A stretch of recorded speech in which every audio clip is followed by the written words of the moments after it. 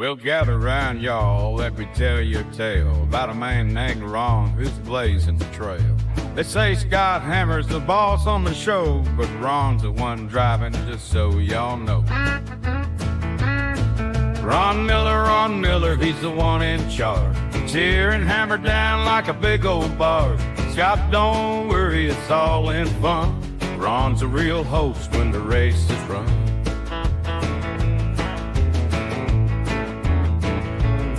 Now Ron talks engines and he talks tires. Scott might be the match, but Ron's the fire. With his country charm and a wink in his eye, he's taking over and we all know why. Ron Miller, he's the one in charge. Tearing Hammer down like a big old barge. Scott, don't worry, it's all in fun. Ron's a real host when the race is run.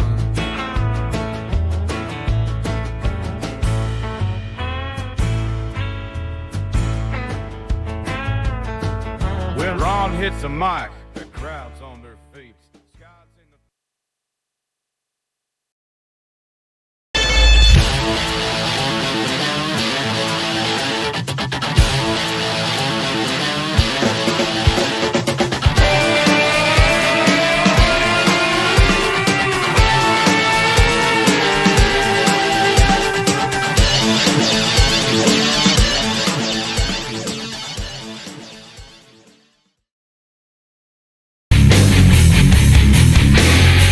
This is the Hammer Down Racing Report, and now your hosts, Scott Hammer and Ron Miller. Welcome race fans! Whoa. To the Hammer Down Racing Report. See, this is what happens. All these unmute. Hold on. Try that again, Scott. I'm going to. I'm still muting things. I think we're good now. All right. Oh, welcome to. There you go. Welcome, race fans, to the Hammer Down Racing Report, part of the Evergreen Podcast Network. Show number 358 for Thursday, December 12th. Scott Hammer, Ron Miller. Corey McCoy, the newly appointed race director at Fremont Speedway, joining us in the studio. Pretty exciting, that, Scott. That announcement came out on Monday. And I think it was Monday. Monday on a different podcast, but official Facebook yesterday, I guess. Okay. Facebook this official. week. Yeah, Facebook official. So we'll talk. It was Facebook official. That means the whole world knows. Yes. They're in a relationship. Oh. So we'll be talking to him a little bit later. We have a lot going on tonight from the Dominator Race Products studio, coming at you live on Facebook, YouTube, and Twitter, or Twitch. Yeah, that's right. Twitch. Just making sure. And, we are back on Facebook. We had issues last week, but we made sure that we're on, so hopefully everything is good there. Coming up on the show in a little bit, we'll be speaking with Aaron Fry from Fast and Boss series. They got a new title sponsor. The last I talked to him, he was just about ready to announce his schedule. And also a big announcement, I guess they're under the Power Eye Racing sanctioning body banner now. Wow. So we'll talk to him, find out what exactly that means for everybody. Also going to talk to Eldora Speedway champions. Jonathan Taylor winning the points championship in the modifieds, and Doug Drown doing the stock thing. So they will both be joining us a little bit later on. Before we go on, though, I want to remind everyone, last time that we're going to remind you, if you haven't done so yet today, head on over to Toledo City Paper and make sure to vote for the Hammer Down Racing Report for the best of Toledo. There's only 3 more days, I believe, to vote. That's it. So what is that? Tomorrow's Friday the 13th. Ooh. So Sunday through Sunday. So you can keep voting through once per day per email. Per email, and that's the important part. If you happen to have 2 email addresses, feel free to use both of them. There you go. And yeah, we need the help. That's not voter fraud. No. This is within the rules. So help us out. Stuff the ballot now through Sunday. Maybe we'll win something for a change. Yeah. Been nominated enough. Always a bridesmaid, never a bride. Yeah. Hey, we're the top 6 anyway. There you go. Again, it's ToledoCityPaper.com. Click on the Best of Toledo banner they have on there. That'll take you to another page. There's a bunch of categories. Find the media category, and then scroll down the page and find local podcasts. While you're on the media page, say hello and give a click to our good friend Ryan Weekman. He's under nominated the meteorologist category. There you go. Also, as some of you are already on there posting, hashtag DCR in the comments of any of our live broadcasts will get you in the drawing to win our very last official Hammer Down Racing Report window sticker, which can make you part of the Hammer Down Army if you are a racer. Slap it on your race car. At least of the 2024 edition. Yes. Yeah. Until I talk to Dale. I haven't talked to Dale in a while. Yeah, well, you were going to do that a couple weeks ago, I've been too. busy. Yeah, okay. Very busy. Very, very Got that busy. race car to get ready for New Year's No, I'm Day. good on that. Oh, yeah? I think You so. got antifreeze in it? I hope so. Yeah, me too. Mention the Hammer Down Race Report when you contact Magic Moment Entertainment, and you'll get $100 off your reception DJ service. Magic Moments Ron Burt works with contracts. He carries liability insurance, never charges for mileage or dance floor lighting. Covers the entire states of Ohio, Michigan, Indiana, and Kentucky. So there's no extra charge. You can live at farthest end of Kentucky, and Ron will show up. It's all good. It's not going to cost you anything extra. He's been in business for over 30 years. He takes pride in working closely with couples to make your special day perfect. Wedding receptions are Magic Moments specialty, but they also do corporate events and mitzvahs and any other DJ service. And we've talked with him about making the trip over to Australia. And he would do that. Yeah. But it's going to cost you a little more Yeah, a for little our more. Australian friends down there. But it'd be worth it. Oh, absolutely. For him, he get a vacation out.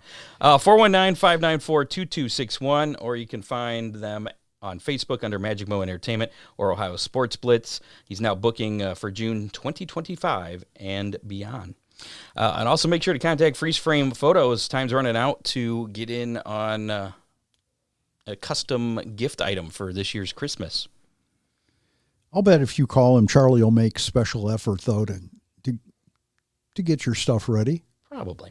Yeah. Yeah, they do custom print magnets, can koozies, tumblers, wood plaques, slate with photos on them, wind spinners, buttons,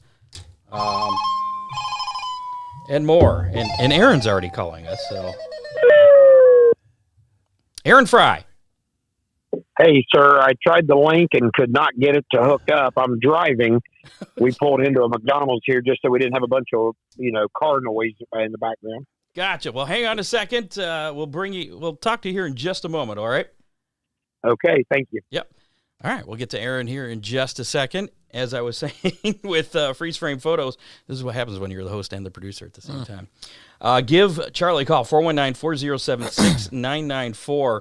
And they also have the 2025 calendars, which they can do custom calendars, take race car photos, And those are victory so lane cool. photos, action photos. It could be one driver, it can be a whole bunch of drivers, it could be a whole class, it could be different racetracks. Whatever you want to do, he can If put you've it together been for you. racing for a while, like some of us, you can Take different some decades, nostalgia, yeah. things that would be like, Mama, what the hell is that thing? Did they race that?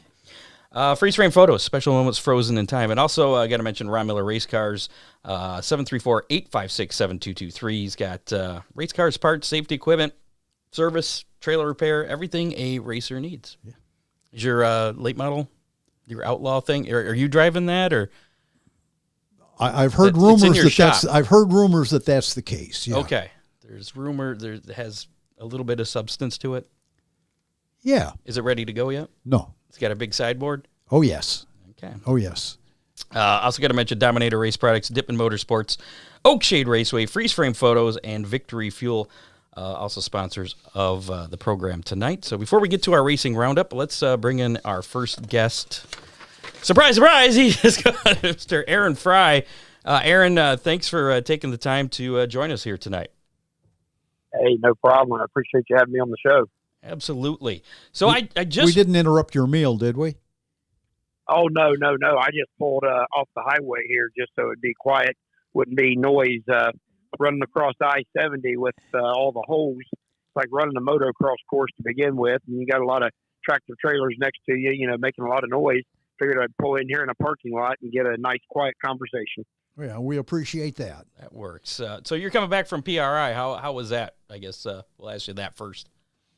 Not as busy as what I was expecting. I think where, a few years back, it didn't really cost you anything as long as you were in the industry. And a lot of people went to the show, being opening day of it. I know that helps hold the traffic down. But I think where now, you got to pay a little something to get in that show. I think it helps keep a little of the riffraff out of there. It gets a little more business oriented, especially on Thursday. So we got a lot accomplished after a dozen trips over here through the years. I think this might have been the most productive PRI that we've ever had. Awesome. Let's talk about the announcement that I saw today about POWRi Racing. What tell us about that deal and what that means for Fast and Boss. Well, what we were trying to accomplish here is trying to get our awareness out to the public. They have a great PR group there that works through POWRi. They're going to help write up some of our pre-race, post-race announcements, which takes a lot of pressure off me. I've been kind of a one-man band through the years, and it gets difficult. I actually own a small building material business, so I stay busy with that. And of course, with 2 race series, try to be an active part of my granddaughter's life, playing t-ball, things like that.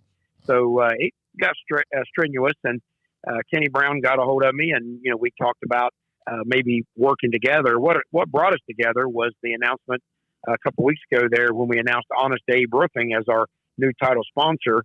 Kevin Newton owns Honest Abe. He's also POWRi sponsor, so he got us linked together. But the most important part of this is getting away for my teams access to a good quality insurance program that doesn't cost them much. In fact, for our regulars, it won't cost them a dime. But we had an incident at the end of the year where a driver got hurt. Insurance ran out pretty quickly from the racetrack, and this is just a way to ensure our drivers have good quality insurance coverage. So that's a step above the racetrack coverage. Absolutely. It's a secondary coverage. Okay. Actually, about every racetrack works this way. A driver's personal insurance, health insurance, would kick in first, then the racetrack insurance, and this would be a secondary behind that stuff that would cover the rest. So, but like I said, it's $100. Anybody can buy it that races with Fast or Boss or any POWRi. It's technically a POWRi membership. It's not going to be mandated, but when drivers come to race with us, when they sign their paperwork, they'll check mark the box to either have their own STIDA, type program or whatever. Or in other words, they're refusing, to pay for our insurance, but it is offered to them. And our full-time teams, it's going to be covered by a series sponsor, so they won't have to worry about even paying the $100. Well, that's pretty darn cool. Yeah, at the end of a race, the end of a race weekend, I have to go home and go to bed and be able to sleep at night. And my teams, they've heard it. Some of these guys are my age or older, and I tell them they're all like my kids when they're out there on the racetrack. I care that much about the guys that come and support me, and it makes me sleep better at night now knowing I'm going to have them well covered. So you mentioned Honest Abe Roofing. What does that major sponsor coming on board, what does that mean, and what does that do for the Fast Series for this year or next year? It helped us. Yeah, it helped us get a little bit of tow money in the hands of the race teams that are going to support us. Our shows advertise at $4,000 to win, $400 to start. And for the last couple of years, we have guaranteed our regulars an extra $100 to make it guarantee them $500 to start. Now, on top of that, just that pill draw when they come up, our first 10 committed teams, as long as they stay current with us, 25 races at $100 per team per night, 10 teams. There's your $25,000. Every bit of that Honest Abe Roofing money, I'm going to get it into the hands of the race teams that support me. So pretty much our teams on the road with us are starting features for $600 to start now. And for if they would happen to miss a show, to run the B main, guaranteed a minimum $300. There's not very many places in the country you can run a 410 wing sprint car and get $300 for running the B main, or even if you break in your heat race. If you've traveled with us on the road, I like to use the example. We had a guy one time crash in hot laps, pretty spectacular crash, and he thought he wouldn't get paid a dime. Most racetracks wouldn't pay you back in the day unless you made a lap in the B main. And the guy threw his transponder on the table and started to walk off. I had to chase him down to give him his tow money. He acted like he couldn't believe it. And I said, "Are you kidding me? Half of the fans here came to see a crash. You put on part of the show tonight. It's an expensive way to put on the show, but you're getting paid. That's just the way I've operated since my first promotion in 2011 with the Boss Series. Maybe you can find a sponsor, another sponsor is like a crash bonus sponsor. There you go. Yeah, we've thought about that. We have a Hard Luck of the Night award. We do now, and it's that time of year where it's time to re-up some sponsorships. We've had some great sponsors through the years, but we've actually been short the last couple of years. I've funded some of our bonus awards and heat race sponsors out of our pocket. So any listeners out there that, appreciate what we do with Fast and Boss, we could always use a little bit of help. It doesn't take a whole lot of money to go a long way helping these race teams out. And all of our sponsor and bonus money, it finds its way directly into the hands of the drivers. Aaron, a lot of our listeners are not open wheel savvy. Tell us a little bit about what the Boss Series is and the Fast Series and the areas that you plan to cover. Sure. We both series are, I consider Columbus, Ohio to be the center of the territory.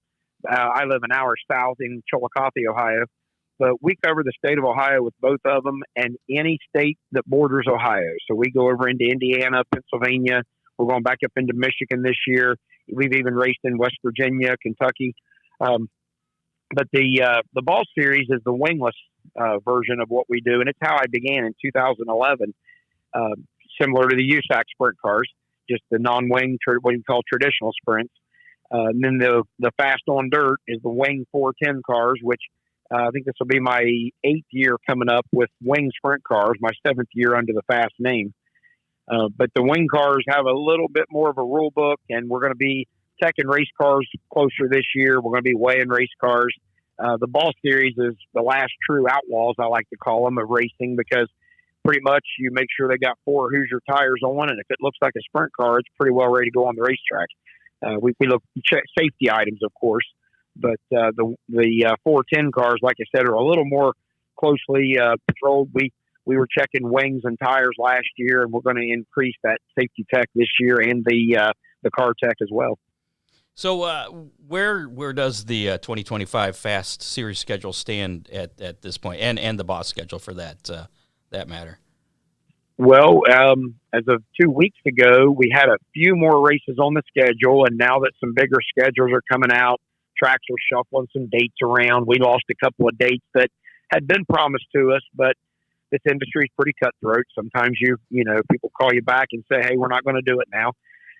We are sitting right now, I believe, at 21 or 22 Fast shows and about 15 Boss shows. Several tracks have some issues going on with promoter changes, ownership changes.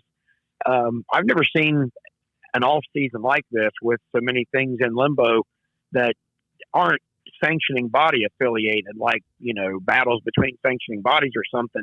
This is individual racetracks. The positive I'm seeing in the industry, though, is I know several racetracks are either putting down new clay or remodeling the facility. Pittsburgh Motor Speedway is putting up a new wall around most of the racetrack now that's been desperately needed. Tri-City's putting new clay on the racetrack. It just seems like there's a lot of racetracks. I know Muskingum County Speedway, one of our greatest supporters, they're putting fresh clay on that racetrack as well. Good. So it's nice to see tracks putting effort for the future. So, is there any dates that you can announce now, or any idea when the full schedule is going to be coming out? We typically put our schedule out New Year's Day. We've done that for several years now with both. I'm going to try to be a little earlier this year. Just every year, the industry tries to get earlier and earlier. So we're going to try to get it out maybe right around Christmas Eve, maybe. Just like I said, a lot of schedules dropped here just in the last few days, few weeks, and it just shuffles everything around. So we're trying to get those things wrapped up. We had meetings today, at PRI with a couple of promoters. Got several more phone calls to make here in the next few days. But our season opener is at Pittsburgh, March the 15th. Last year, that was a big car count. And we learned a lot from that one. That was Pittsburgh's first daytime show since the 1980s. And we are under control with track prep for that one to make it a little better. It got a little dusty. I mean, no secret there. We all know what happened. You'll have that. On a windy Saturday in March, it was a beautiful day, but the sun beating on the racetrack, the breeze blowing, it just made for a recipe for a dusty day. But one of the meetings I had today was with VP Fuels, who makes chemicals for putting on racetracks. And that's something that we're going to be working with on this year, not just with them, but with a few other racetracks. Ohio's known for dusty sprint car tracks in midsummer. And I think with a little effort, maybe we can curb some of that. Cool. Now, the big thing, I guess, that happened is you've had about a month to kind of digest things, and since the big announcement about the return of the All-Stars, and you had made a post about, I guess, kind of asking for your involvement with the All-Stars. Can you shed a little light as to what went down before that announcement was made? Yeah, sure. I mean, I don't think it's any secret, and I don't think it hurts anybody's feelings that the truth's out there. But yeah, they called me up, and Brad Sweet with High Limit said that when they bought the All-Stars, they rolled the All-Stars into the High Limit series, and now they were asking me to roll Fast into the new All-Star series, which in effect means that it would end the Fast series, and they offered me a position to help out there. And I just didn't want to give up ownership of something that I'd worked so hard for. I mean, I could be let go, 4 or 5 races into the season, and then what have I done? What have I worked these last 7 or 8 years? Well, technically 15 years, counting the Boss Series. What did I work so hard for just to give it away like that? So I turned them down and said I was going to continue to do what I've always done. This is, like I said, been doing this several years, and we existed with Fast alongside the All-Stars all the way until last season. Yeah, and that was 2024. So what we're doing this year isn't groundbreaking. No, it's not groundbreaking at all. And they're going to do their thing. I'm going to do mine. I mean, their schedule. Once it comes out. I mean, I've heard from some promoters some different dates, and we'll be able to back off of them. I'm going to try to be a good neighbor like I was before. Their Sprint Speed Week is out now, and we know. We had a race actually scheduled over in Indiana at the end of their Ohio Sprint Speed Week. I had planned with Power Eye. We're trying to bring back an old school Indiana Sprint Week. Anybody that knows their sprint car history will remember Indiana Sprint Week started with wings back in the 1980s. And that's what we were going to try to bring back. Well, I've already signed dates with tracks. Power Eye's involved with it. And now we find out they backed Ohio Speed Week up a week, which puts the end of theirs on what we were trying to do. So we've got some shuffling to do if we can. We're going to try to negotiate that deal. But as far as Ohio Sprint Speed Week, I was not planning to race, on it because we never did in the past. We take the Kings Royal off. We try to take Knoxville off. We try to be smart about our scheduling, and it'd be crazy to try to go against each other. I think we can commend you for working together like that. And like you said, there's definitely a place for both series. My question is, what do all of these really good paying races do to any tracks that run sprint cars weekly? That's a good question. I mean, we've had enough support night in and night out. Our average car count was just shy of 30. I think it was 27.8 or 28.8 or something like that. So we have cars, and we haven't been taking too many cars from any one certain area. When we go into different racetracks, it's a nice mixture of cars from around, but we're not robbing any one racetrack of a bunch of their race cars. Now with 2 series back doing it again, we were able to get away with it 2018 through 2023, both of us in operation, and racetracks were fine. The question is, how many race teams have we lost over the last 2 years? There's quite a few teams that have actually merged into one race team, drivers parking their equipment to take a ride with another car owner. I can think of about 5 instances of that right off the top of my head, teams that were around in 2023 who won't be around in 2025. So before, I'm sorry, go ahead. I was just going to say it's that's something we're looking inward at how we can grow. The racetracks around us. There's a 305 Race Saver series in the southern part of Ohio that we're looking to get a little more involved with. We're hoping to grow. We've got kids in these D2 midgets. It's time to get them, coming up the ranks. I think if they realize there's 2 traveling series in the area plus weekly racetracks, these guys are going and racing for, $200 to win and $20 to start in mini sprints. And it's not a huge difference in investment. The fuel getting to the track's the same and the price of the pit pass is the same. And, you could potentially run with the fast series and make $600 to start. So maybe we can graduate some of these kids up through the ranks, which is really what our goal is in the first place. Now before the whole announcement of the All-Stars coming back and everything, had you started to make plans for another Ohio Sprint Speed Week after putting together this last year's Speed Week? We had a plan in place. We're working on it. We're building it. It was going to pay much better. In fact, it was going to do exactly what everyone told me it needed to be: $5,000 to win, $1,000 at 10th place, and $500 to start. Had a point fund.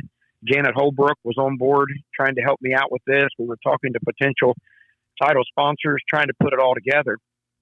But then a lot of promises were made, and more money was offered to the tracks and to the drivers than what we could do. And one by one, the tracks fell like dominoes, to the All-Star side. But yeah, we were planning to. And the sad part for me personally, anything we've ever done in our lives, whether, it was drive a car or go bowling or whatever, the first time you do it, you're not real good at it. But by golly, you get better. And anybody who was a part of 2024 Speed Week knows that as we went along that week, from night 1 to night number 9, we got better at what we were doing every night. I felt like I could have gone on and done nights 10, 11, 12. We could do a hell tour because, like a race car driver, the more you race, the better you get.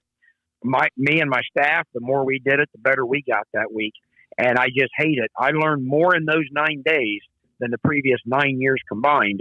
And I felt like we were really going to improve it for this season. And it just, it's a little sad that we don't get that opportunity to prove what we could do. And now you're focusing on creating the Indiana Sprint Speed Week. Yeah, I mean, we're not really going to call it that. I don't think. It's just, I mean, we were originally looking at maybe doing 4 nights back to back, but right now we're looking at Putnamville, Paragon, and Terre Haute, Friday, Saturday, Sunday weekend there in June. Okay, so can you at least tell us when the first race is going to be? Yeah, absolutely. March 15th at Pittsburgh. Okay. Pittsburgh Motor Speedway for the Fast Series. And the Ball Series right now, I'm not sure exactly when their opener will be. Probably early April on that one. Pittsburgh in March. Do you have a snow contingency? Oh, it'll be fine. We actually March 22nd, a week later. It's the only race of the year that we have a predetermined backup date. Now, I got to say this, though. Anybody who was there at that race last year, for being the middle of March, it was actually a beautiful day, really nice day. We'll probably never luck out and get that quality of weather again. However, sunny and windy, just breezy enough that it really made track prep a nightmare. We all know that Attica opens early in the year, and that one's a real crapshoot. They attempt to open early in the year and usually gets pushed back a few weeks. I don't think they've gotten one in 10 years. Yeah. It seems like. It's been many years ago, but I was actually still racing. I was still racing 305, so that tells how long ago it's been. It's been 25 years ago at least, maybe longer.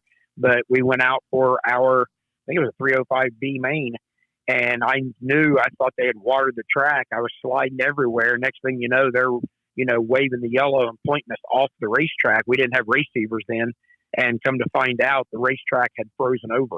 So we were unable to finish the program that night. Was that in turns 3 and 4 that it iced up? I believe it was. I was there that night. I believe it was. Yep, they were waving us off the racetrack, and I wasn't sure what was going on. I, pretty new to racing sprint cars myself, and I'm thinking, what, did they overwater during intermission? What happened? And come off the racetrack, and it was the track had iced over. It flash froze. Yes. It's like racing the hangover we ended race. up. It's not like you can run it in at that point. At that point, you're just done for the night. Yeah. Our producer Dave wants to know if the Boss and Fast Series races will be streamed and if it's going to be on the cushion this year. We're negotiating that with Power Eye. I'm trying to keep Ian at the cushion. The guys at the cushion have been spectacular to us for the last 5 years. But our growth, we have to continue to grow. And like I said, the insurance through PowerEye for my drivers was actually at the top of the chart for me of importance. So, they have a streaming service called Start to Finish. And when I ask around the area, very few people have it or have heard of it. And I think that would help racetracks with putting, people back in the bleachers again. And I've got Kenny Brown at PowerEye talking with the Cushion about maybe using their equipment and shooters, kind of working together. But ultimately, it's probably going to end up being streamed on Start to Finish. Cool. That'll make Dave happy. Yeah. He's computer. Yeah, producer Dave has got, like 35 screens. TVs and watches all of them. Yeah. Yeah, if it's on, he watches it. Yeah. Go ahead. I was going to say, it's just for us, like I said, we have to, continue to grow and evolve. And like I said, we try not to leave anybody behind as we go. That's why I asked Kenny. He said that he and Ian had been good friends. They had worked together on some stuff in the past. So we trying to still include everyone, but grow at the same time. And it gets a little difficult sometimes, but we tend to make it happen. Gotcha. One of our listeners here has a question. He wants to know, and I know you haven't announced the full schedule or well, so far all we know is the opening day, but he wants to know, is there any particular race that you're looking forward to for next year? Oh, wow. That's, I'll let some secrets out if I tell them all, but yeah, we're getting back to Butler Speedway. The Chuck Wilson Memorial is one of the races that we're trying to put a date down. That's why part of the schedule's not out yet, is because we haven't agreed on a date. But Chuck Wilson was, of course, a great wing racer for many years with Sod and the All-Stars. Then he has ended his career. The last 6 or 7 years he raced sprint cars. He ran with my ball series. And I was very proud to have Chuck with me and finishing out his career. And we're looking forward to doing the Chuck Wilson Memorial at Butler. Tim and I are even considering maybe making that Boss and Fast combined that night, since Chuck did both the wing and the non-wing. Sure. We're not sure that's going to happen just yet, but we're hoping. But really looking forward to getting back to Millstream Speedway. Our Speed Week crowd there last year was phenomenal. Beth and Matt, they are fantastic to work with. Muskingum County Speedway, we've got 3 shows there this year. Could even end up being a 4th. We're not sure just yet. So, yeah, like I said, I hate to start naming individual racetracks, hate to leave anybody out. I just love going racing, and I love all my racetracks and those tracks that support me, and the fans that support us, and the drivers. Just appreciate everybody. Speaking of drivers, Brian Smith just chimed in here. He says, he was the first ever Fast on Dirt race winner? I didn't realize that. He says, good for Aaron. Did a great job with Speed Week last year. So Brian Smith giving you some props there. We were trying to pay attention and learn some of the people who followed us. We had one father-son combination who literally, I think, were sleeping in a car or in a tent outside. We got to know them. I made sure my daughter slipped them a little bit of merchandise over at the merchandise trailer. And Brian, I noticed he was in the bleachers. I saw him in the bleachers at a few racetracks, and I would stop and talk to him. And then he told me, he said, I'm doing them all. And I believe he made it to every one. Brian, I appreciate you very much. Love to have you back racing with us some too when you can. Yeah, well, I went to 5 of them. 5. I made it to 5, and I didn't miss any work or nothing. Wow. Yeah. Well, Aaron, one thing I was proud of on Speed Week is we did our shows were completed at a good time for the car counts we had, and several tracks insisted on running at least one support division. Some insisted on running a second support division because they didn't have a lot of faith in us or what we were going to bring to the table. Then we brought these great car counts in, but I was very proud of the fact our shows were done at a great hour. We had one show that ran a little late. That was Millstream, when the midgets decided they wanted to run on the little track instead of the big track. So we wound up trying to prep 2 racetracks that was brand new, first night open for the facility. That one ran a little past 11. I think it might have been up around 11:30 Victory Lane. But the other Victory Lanes were typically done well before 10 p.m. I didn't go to any of them. I watched a lot of them, though, on Flow. So. Yeah, Sharon was my favorite. That one, out of the 5 that I went to, that was my favorite one. Aaron, we got to get moving here. Is there any other sponsors besides Honest Abe's that you got lined up for next year you want to give a shout out to before we let you go? Well, I know our TI-22 Performance, is back with Fast and MPD, still the title sponsor of Boss. We're courting some other sponsors. I hope we get back. All Mobility was a big heat race sponsor with us. All Pro Cylinder Heads. Victory Fuel, we made an agreement with them today to come back for the full season, not just Speed Week. Well, obviously we don't have Speed Week now, but we got Victory Fuel back on board. We'll be announcing some more. Shane Helms Construction, he covered both of our bonus awards all year for the Hard Charger and Hard Luck Award. And like I said, anybody out there listening that wants to help out the Fast Series, we sure appreciate it. We would like to do even more bonus awards. My Ball Series has more bonus awards because we had more help. That series has been around longer. And just $50 here and there, it doesn't sound like much. But, boy, the teams sure are appreciative of it, and it keeps them on the road. One last quick question here. We got to move on to Jonathan Taylor, who's standing by here. But one of our listeners wants to know – it's not showing. There it goes. How come the Fast Series is not coming to Montpelier this year? I guess you got a Boss show scheduled at Montpelier? Yep, May 31st, we're there with Boss. So a racetrack had made me some promises that we were going to have some dates this year. I'm not going to go into who or why, whatever.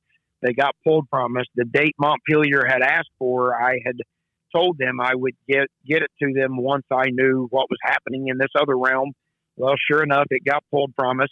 I go back to Montpelier April the 12th and tell them, hey, you can have your April date. Would have made a great weekend. April 12th at Montpelier, and Sunday, I think it's April 13th, Saturday, Sunday, it would be at Millstream. Would have been a great doubleheader weekend. And Montpelier put their schedule out with late models on it, April 12th. So I think me waiting on some other racetracks cost me a few dates, but hey, you live and you learn. I'd hate to put schedules together. It's like a very complicated 4-dimensional puzzle. Yeah. I've got just use a bulletin board. My son-in-law says I need to make a podcast out of this, or a little weekly blurb showing a video of how a schedule comes together for us. But if you could just imagine a bunch of little push pins and little cards all over a huge bulletin board, and just pull one off here, plug one in there, pull another one off here, plug 2 in there, take 3 off. It's just been going on since about the middle of October is when I began this. And it's still every day, pins coming off and moving cards around and trying to wrap it up. Well, and even with tracks, that process continues even through the season. It does. Yeah. And that's something I would like to bring up. 10 years ago, we put a schedule out. There were no changes. Yeah. I think it was right around COVID. Everybody had to scramble during COVID to try to race enough to pay a point fund. We did the best we could. We even went to Tennessee for a couple of races just to make sure we got enough shows in. And since that happened that year, everybody was calling and moving stuff and scheduling on short notice. And then it's become like it's okay now. Like that's just what we do. And I don't like it, but it just seems like the industry is getting more and more cutthroat. The behind the scenes, a lot of race fans and even some race teams, I think probably would be somewhat turned off if they knew the politics that go on behind the scenes. And I do my best to try to be nice to everybody and try to just make good racing happen. But sometimes it's just feel like everybody's taking a shot at you. I think it actually started that one year for Ohio Sprint Speed Week where there was a lot of weather and they were trading dates during that week, which was pretty much unheard of until that point. So, yeah, that's a little more doable though, because the drivers know they're racing somewhere in Ohio, and every Ohio Speed Week has had its travel issues. Even our own. I saw some people blasting the schedule this year for Speed Week because they crisscrossed back and forth from Attica to Sharon, back to Millstream, back to Wayne County. But go back through and look at every Speed Week, including ours last year. The travel has never been ideal. Certain racetracks demand certain nights. You've got to do what you got to do to keep people happy. Anybody that's ever had, 3 kids going into a restaurant trying to make everybody happy, imagine having 9 kids. trying to make them all happy. That's about what it turns into. Aaron, it's a pleasure talking to you. Please let us know when that schedule comes out so we can get that shared out to our audience. Hey, sure Actually, will. both I schedules. appreciate you having me on the show. I really do. All right, have a safe trip back. Thank you. Take care now. Yep, Thanks, Aaron. we'll see you. There you go. Aaron Fry, owner of the Fast and Boss Sprint Car Series. I sponsor him a 6-pack of beer every time he shows up to Fremont. You do? Yeah. Oh, that's nice of you. Yeah. I've done it since they started coming, since I started racing there. We got Jonathan Taylor standing by. I got to pay a couple bills here real quick before we bring him on. He's the modified point champion for 2024 at Eldora Speedway. Got to mention Victory Fuel, the flavored electrolyte water that is free of artificial coloring, no caffeine, no carbonation, with a full load of electrolytes and 120% of your daily vitamins. It's the choice of many teams on race day to stay properly hydrated. You can contact local sales representative Tanya Conley for track concessions and for business wholesale inquiries. I know Dippin Motorsports carries some of that, as well as Roots Poultry over there by Fremont. Napa and Bryan has it. Soon it'll be in grocery stores, but get it now. It's good stuff, and it's not bad for you. It's kid friendly. Yeah. That's the good part. Yeah, I need to start. My doctor would be happy if I start not drinking soft drinks and start drinking something like that. You can go to drinkvictory.com to get yours today. You can use discount code Conley Racing, and you'll save a little bit on your purchase and help out the Conley Racing team there. Also got to mention Oakshade Raceway, where the fastest meet to race. They're working on their 2025 race schedule, but with all these schedules coming out this week, there is a couple things on the schedule for Oakshade next year. Actually, it's two things in one. The birthday race will be back. I didn't put the date down. It's the middle of July. It's pretty much the same time it has been. The 12th, I think. It sounds right, July 12th. It is the UMP Summer Nationals, the second night from the finale, which will be, again, on the next day, Sunday, at Wayne County Speedway. And it's also at Oakshade, will be a co-sanctioned event with the American Late Model Ironman Series. 10,000 to win. Wow. So points for both. Wow. And that's the only date I have so far for Oakshade Raceway. But you can follow them at oakshaderaceway.com, Twitter, Facebook, TikTok, Instagram. You don't have any insight on any other dates, do you? No. For any particular shows? Not at Oakshade. Okay. Figured I'd try. I would almost bet that they will be opening the last Saturday in April with everything but late models. I would bet that too. Let's bring on our next guest here. Almost brought in Dave there, who's relaxing on the couch. Jonathan Taylor, thanks for joining us tonight. Absolutely. Glad to be on. Can you hear me? Yeah. Yes. Yeah. Cool. Awesome. There, wait. I'm trying to make you... There we go. Make him big. Yeah. I was having some issues there. Congratulations, I guess, starting off, congratulations on the championship there at Eldora Speedway. Tell us a little bit about your season down there. Well, first off, thank you. It was interesting. You know, we only get, I think, 5 or 6 races there for the past couple years. So, you know, one bad night, it kind of throws the championship out the window. But you know, there's a lot of tough guys there racing against. I think Drew finished second, and he had a bad night and had a DNF or something like that. And you know, he finished right there in second. So it's not totally, but there's a lot of things that have to go your way. So we just kind of started the year, and we go out for fun. Pretty much all of our racing is for fun. It's a hobby. It's a family deal. We don't go out to really have an agenda to win a championship, but once, you know, we get into the year and we make the shows and we are up there, we make an extra effort to try to stay up there and get it done. Give us a little background on you and your racing team. You have a 2-car team with Evan. Is that your brother? Yes. Yep. Okay. So Dad started racing back in '92 in micro sprints, moved up to the modifieds in '96.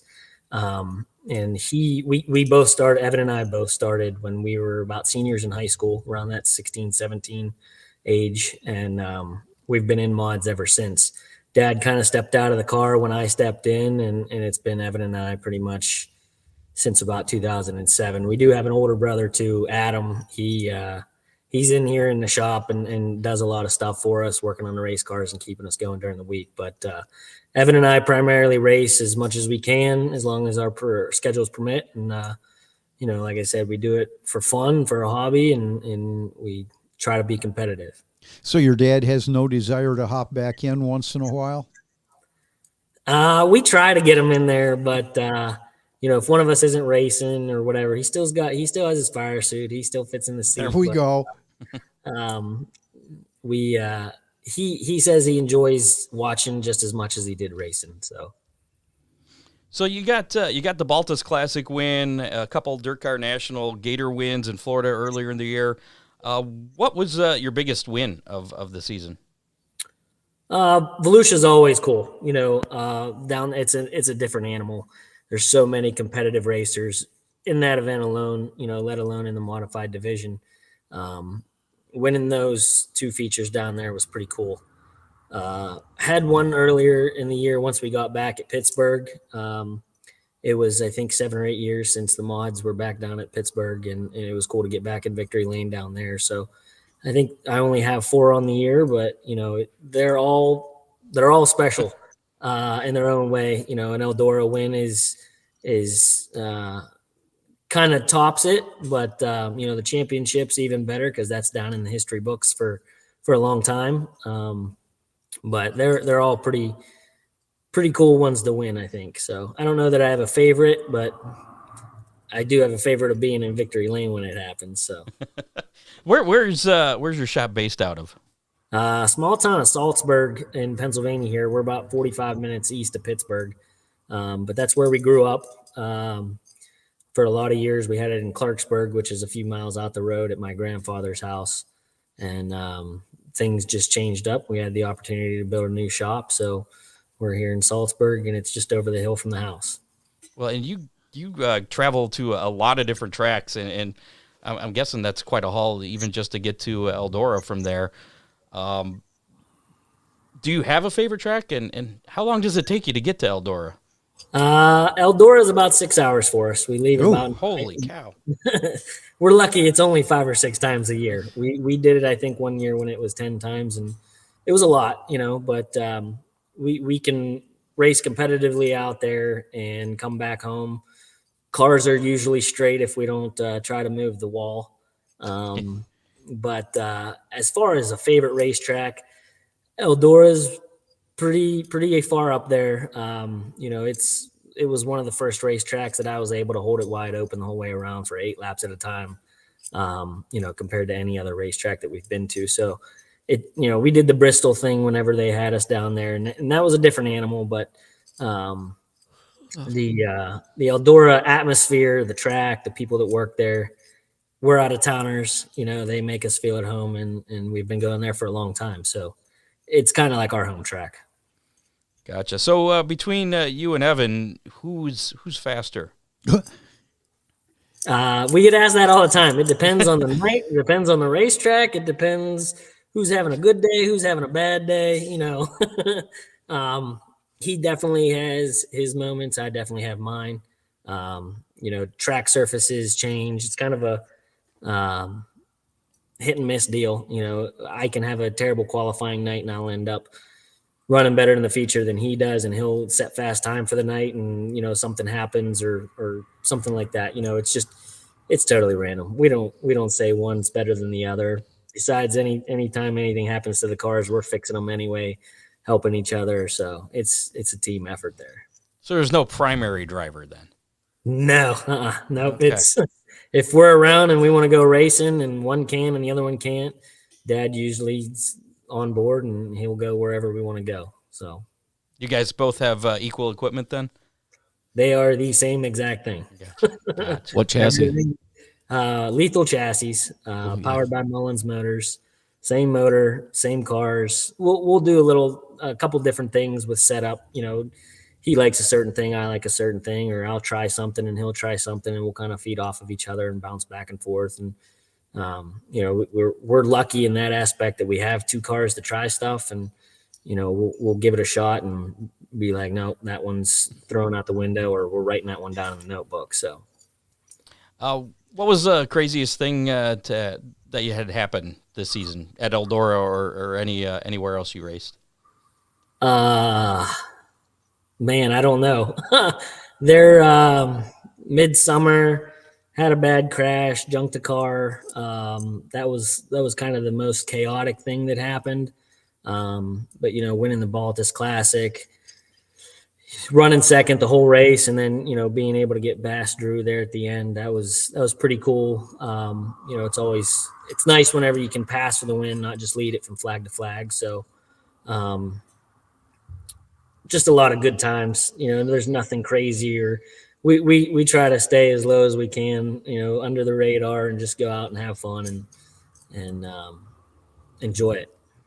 No desire to run the Gateway Dirt Nationals? I was very comfortable in my recliner watching it on TV. Especially when you see the cars going through the fence. And yeah, we have always been bigger track guys. We grew up in Tri-City Speedway in Franklin, Pennsylvania. That's kind of where we both got our feet wet. We have a local track, Latrobe Speedway. Those are both bigger half miles. Pittsburgh was a half mile. Bedford's a half mile. Eldora is a bigger half mile. Volusia is a half mile. We're kind of in that half mile, 3/8 sometimes, but the go-kart tracks, in our opinion, aren't our cup of tea. I'm a teacher, and Evan a pilot, but we have as much time as we can in the shop, and we like to do other things amongst racing, but we don't have a huge desire to chuck it out over the barriers. So there's no late models in your future? I don't think so. I mean, unless somebody comes up and says, hey, take this baby for a spin, we'll support you. That's not really going to be in the plan for us, only because we have fun racing modifieds. We hear different people that have run late models come run modifieds and say that they're different animals. They get in the late model and you kind of stomp and steer. And, I don't know that personally, but, the wider tire, the more horsepower, props to all those guys that do it. I can't imagine comparing the two. But with our skinny tires and trying to keep them hooked up and track slicking off, it's a challenge, on a weekly basis. And it's not just, hammer down and see who can get to the front, but we're running 2 cars pretty much all summer long. And that seems to fit the budget for now. If one of us wanted to go late model racing, we'd probably bump her down to 1 late model. So, stuff the way it is today is just somewhat, crazy, but, we're the crazy ones still participating. So, so what are the plans for next season then? Pretty much same as this year, or are you going to do some other things? I think at this point in time, the only thing on the books is Volusia. We kind of just fly by the seat of our pants. We'll see something that has a bigger show.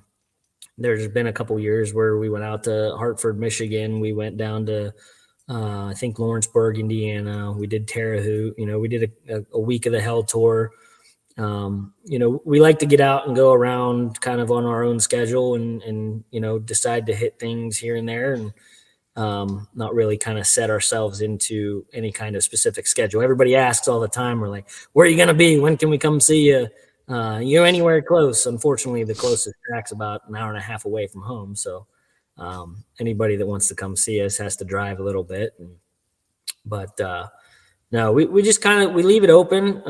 We like to hit the bigger events when we can, and nothing really specific. We're probably going to hit every Eldora show again, as long as, everything is still kosher with, cars and availability and things like that. So I was going to ask, so then until you said that last part about Eldora, not running for any championships unless maybe you kind of start doing good beginning of the season at Eldora. Yeah. Yep.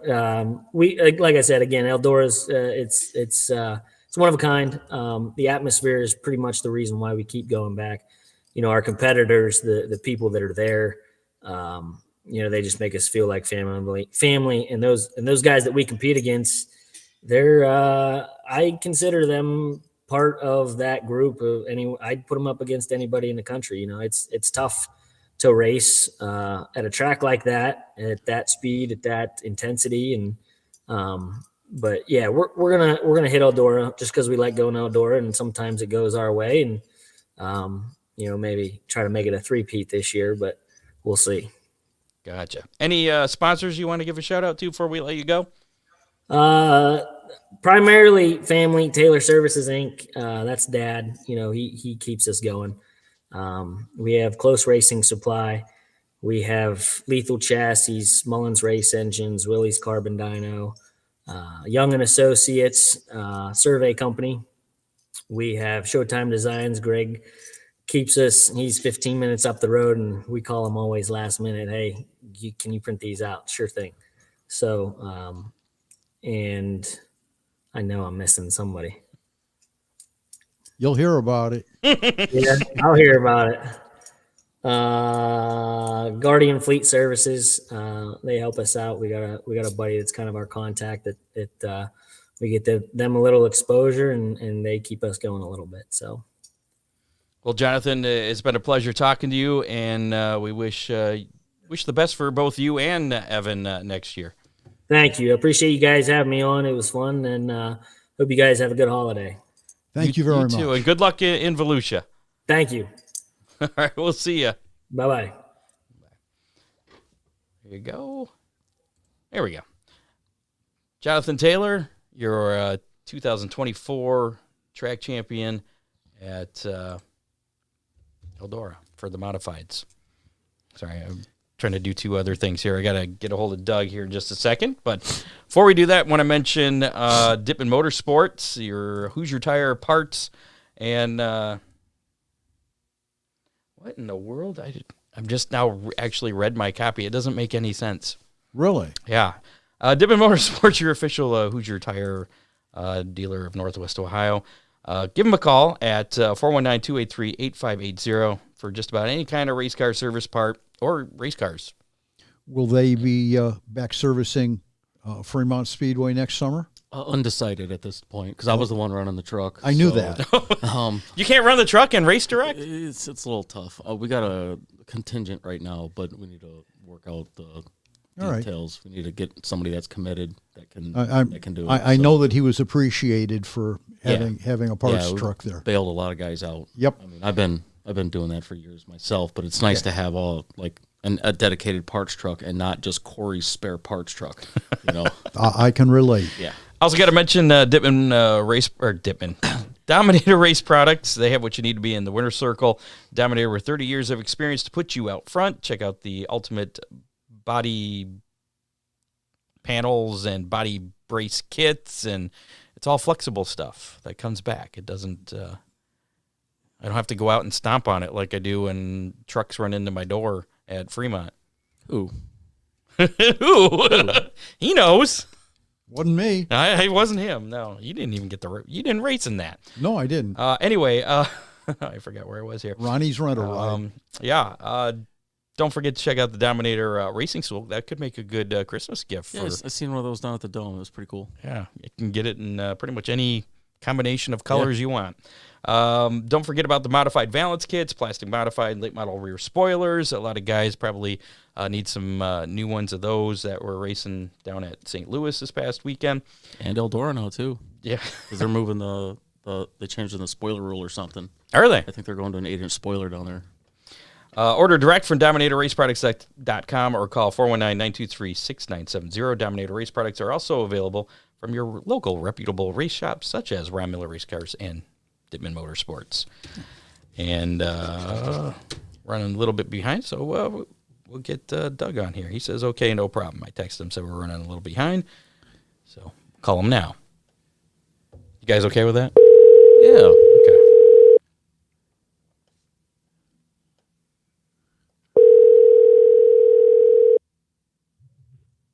Hello.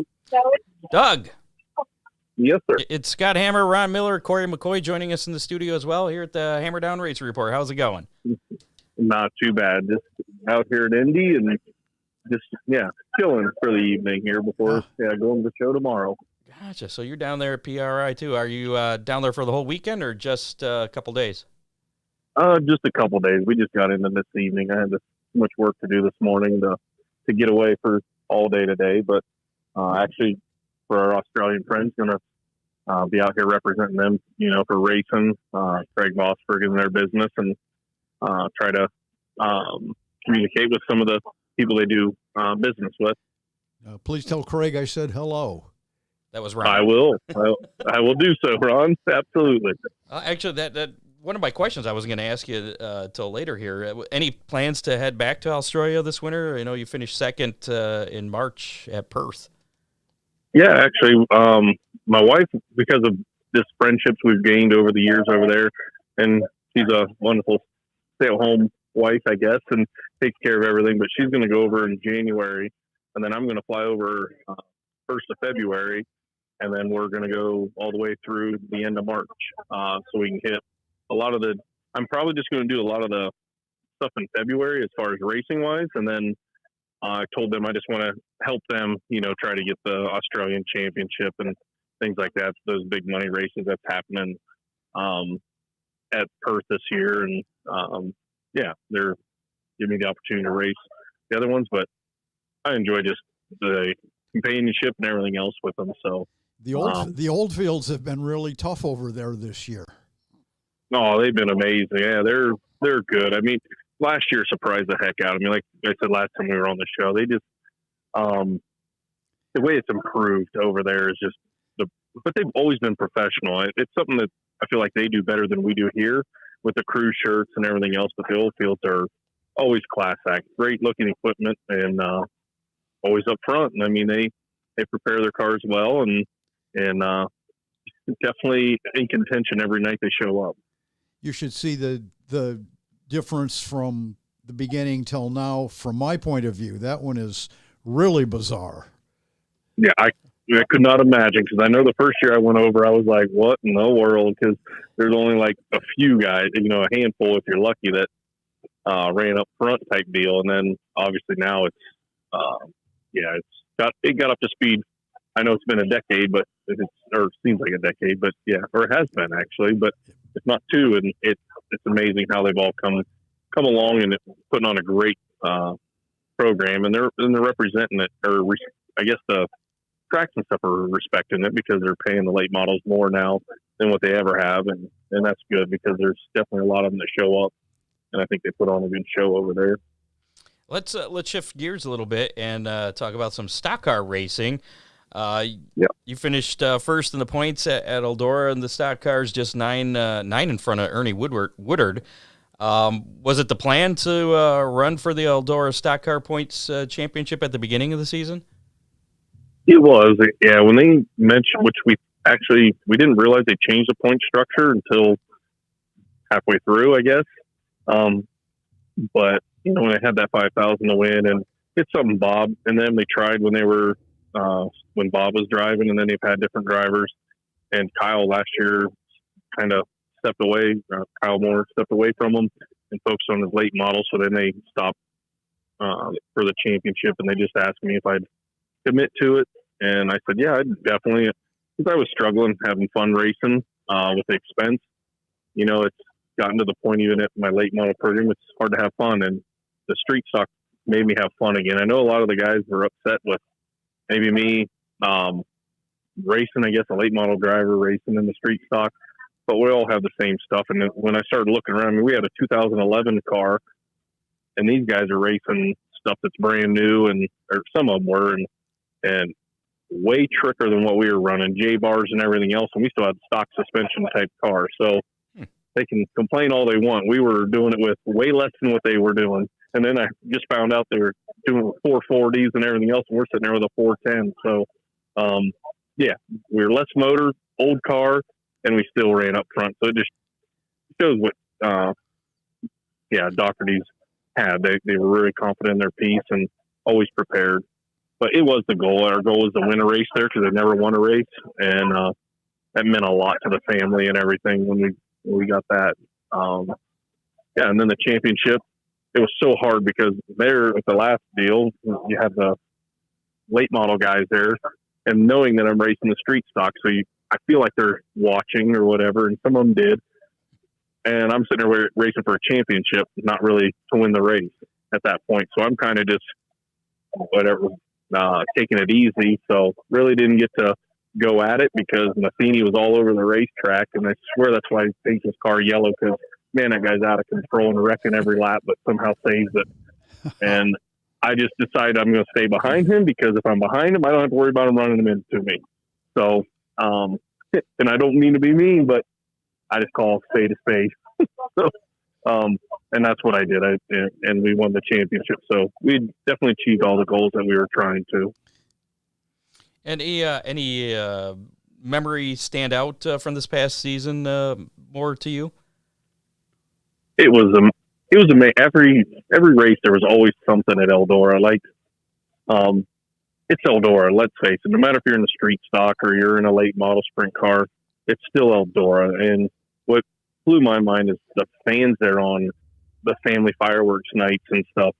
Just amazing the crowd they get to turn out. And but every night we always had an issue. Like, we had a header literally fall off the one night. I thought it was just cracked, and I'm sitting there running second, and I'm just trying to make the motor where it sounds just smooth enough that I'm like, okay, I'm not hurting it. And we still finished second. Like, there's things that people didn't realize took place during those nights that we maybe not have ran as good as we should have, but there was a reason, and I knew I was points racing. So, and my experience with the late model stuff, when we points race, you just got to do what you got to do. And sometimes it's giving up wins and everything else just to be smart and go for the end of the year prize. So, but it was just awesome. And even the racers, they didn't talk to me at the beginning, but by the end of it, they were amazing. Those guys, that group of guys are in that class they are a class act. I mean, they love it. They love racing. And what I like about it is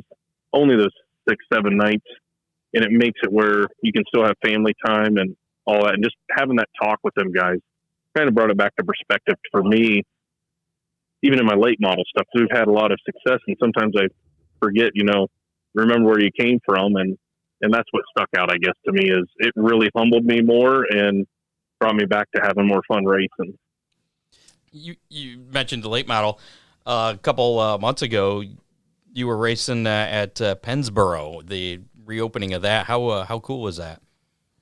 That was pretty cool, because I gave up in 2002, I think it was. I gave up an opportunity to race there for somebody because I said, that track just kind of scares me. I don't want to race there. And I went this time, like, I don't know. We've had a rough year with the late model, so I'm like, let's try one more right and try to end on a high note. And every night we got better. And that's what was amazing, is that that the team that we had with me, my crew guy, I had a couple of my employees with me, and it was just fun. Yes, it was cold, but yeah, it was cool that they resurrected that racetrack. Yeah, there wasn't a ton of fans, but there were still quite a few. I mean, they had the stands full that was there. And I obviously grew up there. Like I told in the one interview, I had the most laps there probably out of everybody, because when I was 11, 12 years old, I was running in a track in a push buggy for my sister's fiance. So definitely had a lot of fun there as a kid, but never raced there. So to race there and then every night getting better. And obviously we missed practice nights, because I was still trying to decide if I should go. And Kyle Moore was the one that said, just go, quit being a female, whatever you want to call it. Baby. We'll go with baby. A baby. Yeah, a baby. And I said, all right, I'll go. And we went, and sure enough, we came out of there, like, I forget what, $10,500. So it was literally we won more money in that weekend than we did probably all year in the late model. Wow. So what do you got planned for next season? Are you going to be back in the stock car and the late model? Are you going to be focusing on one or the other? No, they Dockery sold us the street stock, and I ended up selling my street stock motor that we had because my dad was actually building a car of his own for street stock class. and it was going to be a kind of a community car. We were just going to put whoever in it, my brothers and friends and everything, just to have fun with. But we decided against all that, and but we are going to go ahead and keep racing. And I thought this year was going to be it, but the stock car in like Pennsboro and it was fun, and that's kind of what I got back to some of the roots why I started racing and not getting caught up in all the drama and social media BS that makes it frustrating at times. So, we're just going to kind of take the late model. I have another one coming and just pick and choose, and hopefully Vosbergens can come over and race with us at some point and just have fun. It's our goal. I have no plans on a certain track or series, but we're just going to pick and choose and have fun. Because we know we aren't getting rich doing it. Well, it sounds good. Any sponsors you have to thank for helping you out this past season? Yeah, I have to thank for the late model, Ely Road Reel and 89 Homes, and everybody else that helps me on that. And the street stock, obviously, McKenzie Concrete, the Doherty family, and everybody that helped us out. The Mullins engine, Griff engine, and their family. I mean, as a family as a whole, they're amazing, and just very thankful they gave me the opportunity to drive their car, because it brought the fun back into racing for me that I've been missing for a little while. So, I mean, it wasn't our best year, but it was probably the most humbling and year that I needed to keep loving the sport. Awesome. Well, good luck in Australia next year. I appreciate it. Thank you, guys. Yep. Appreciate it. Thanks for having me on. Yep. Congratulations again on the championship there at Eldora, and we look forward to seeing you again next year. All right. Thank you. I'm sure we'll talk again, Doug. Yeah. All right. Thanks, Ron. We'll see you. Bye. There you go. Doug Drown, the 2024 stock car champion at Eldora Speedway. We still have one more guest. He's still here. It's crazy. It's been a long show. It has. We've had longer, but before we get to Corey here, we got to talk about some of the racing action that took place last weekend, as a matter of fact. And there was some interesting things, I do believe, right? Yeah, there was one race last weekend. Just one? I think. Okay. Racing Roundup. One race proved that fat guys can run. Yes, the fat guy can run. There.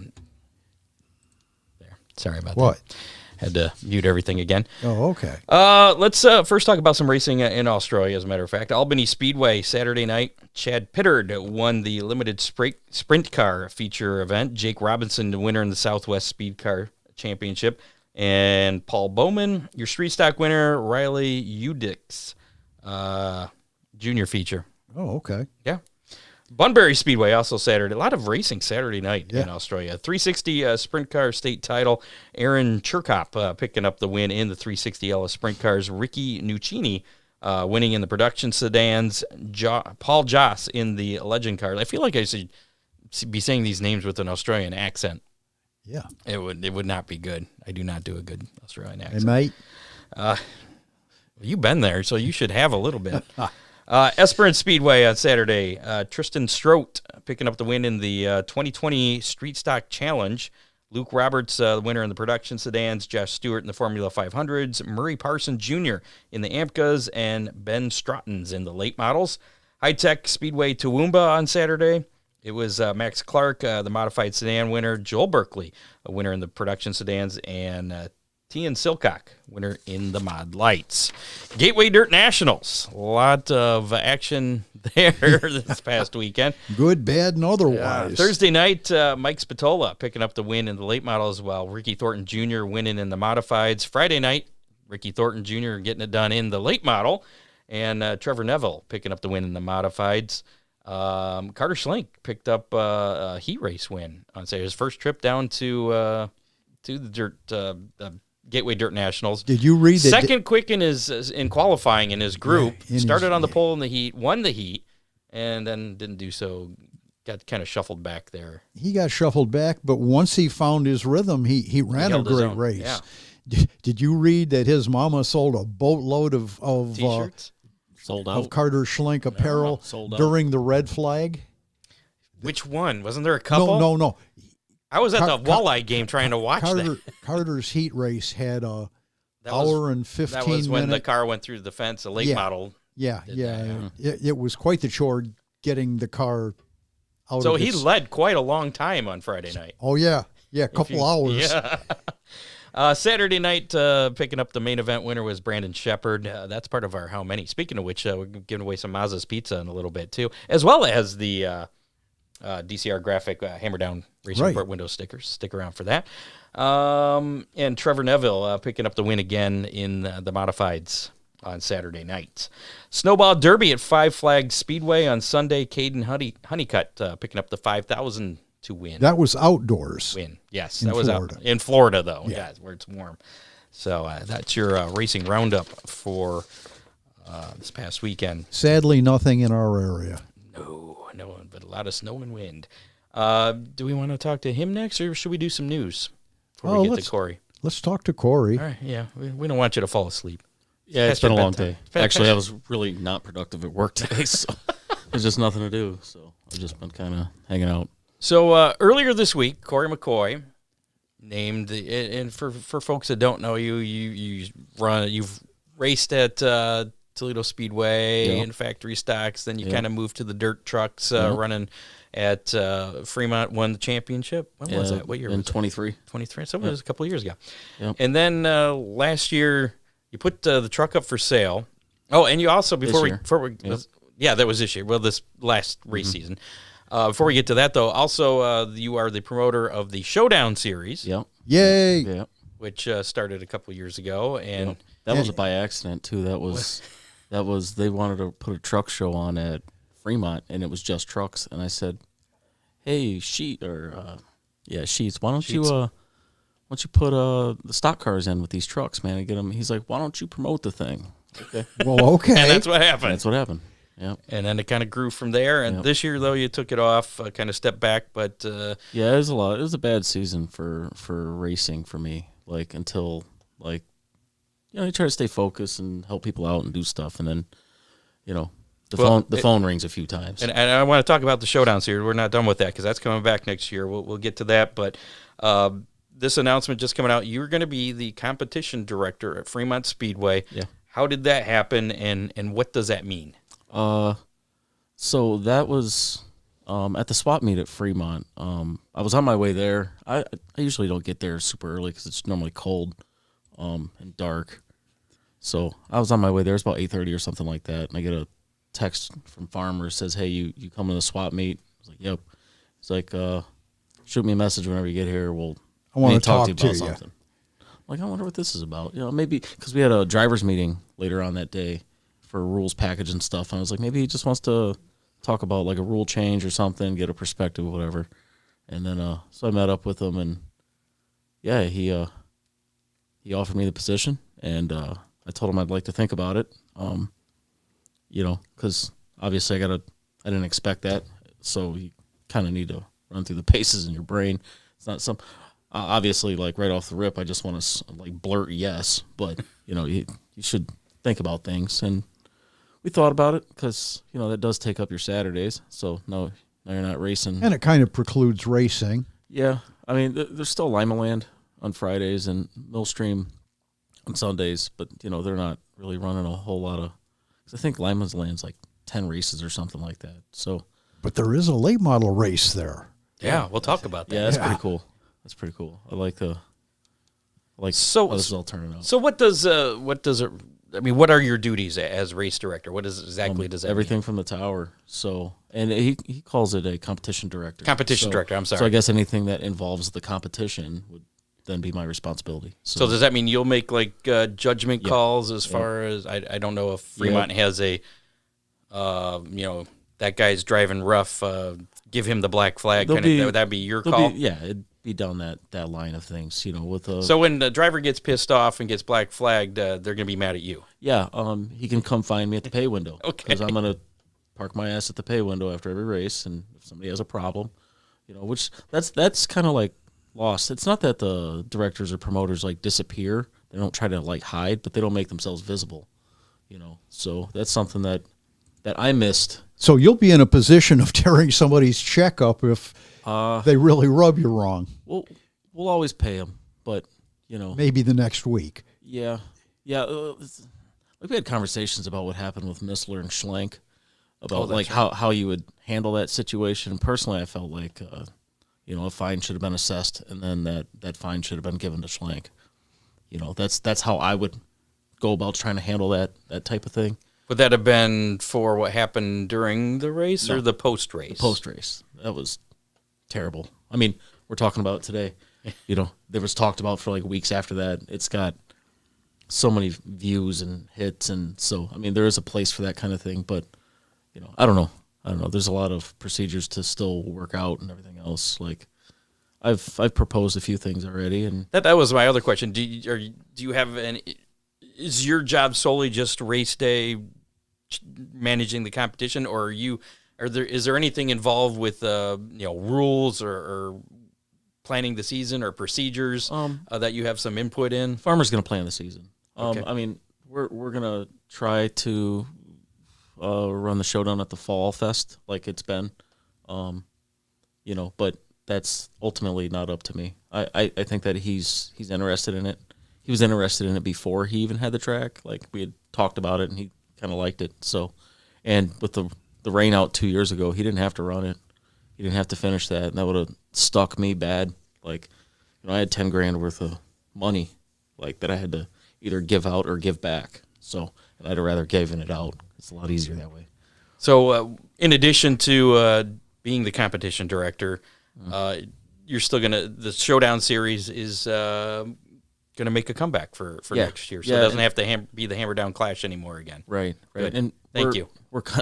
We will promote it, though. Oh, heck yeah. Yeah, and we're going to see what happens, but we're going to try to do like a small travel type of thing. I'm currently discussing things with 5 tracks, so and none of them have said no.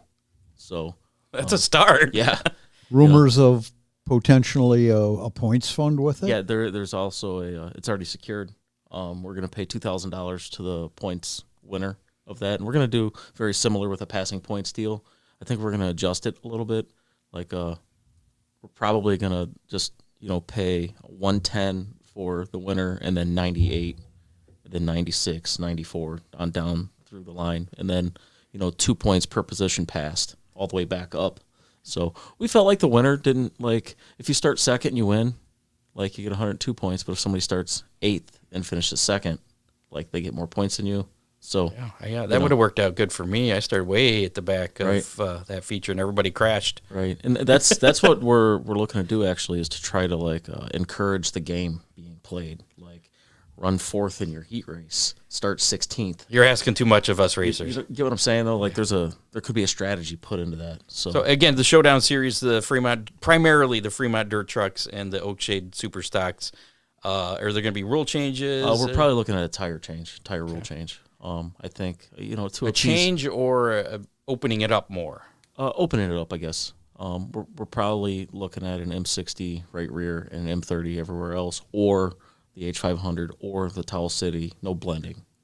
Wait a minute, where's American Racer fall into this? That would be on the dirt truck itself. Okay. On the dirt trucks. I'm talking just... Okay, so the stock cars would be on the 60-30 deal? Yeah, like they used to run at Eldora. Okay. They should still have some M60s laying around. And that was a big complaint that I had, but I don't necessarily... Is that going to give an unfair advantage to the folks that have those? I don't think so. I don't know much about those tires. So I think that it's going to be fair. And let's be honest, the trucks have really stepped up their game in the last couple of years. So, the front running trucks should still be front running trucks. So you mentioned the potential show at Fremont as part of that. Yeah. What was it called again? The show in October. The Fall Fest. Fall Festival. Yep. Any other?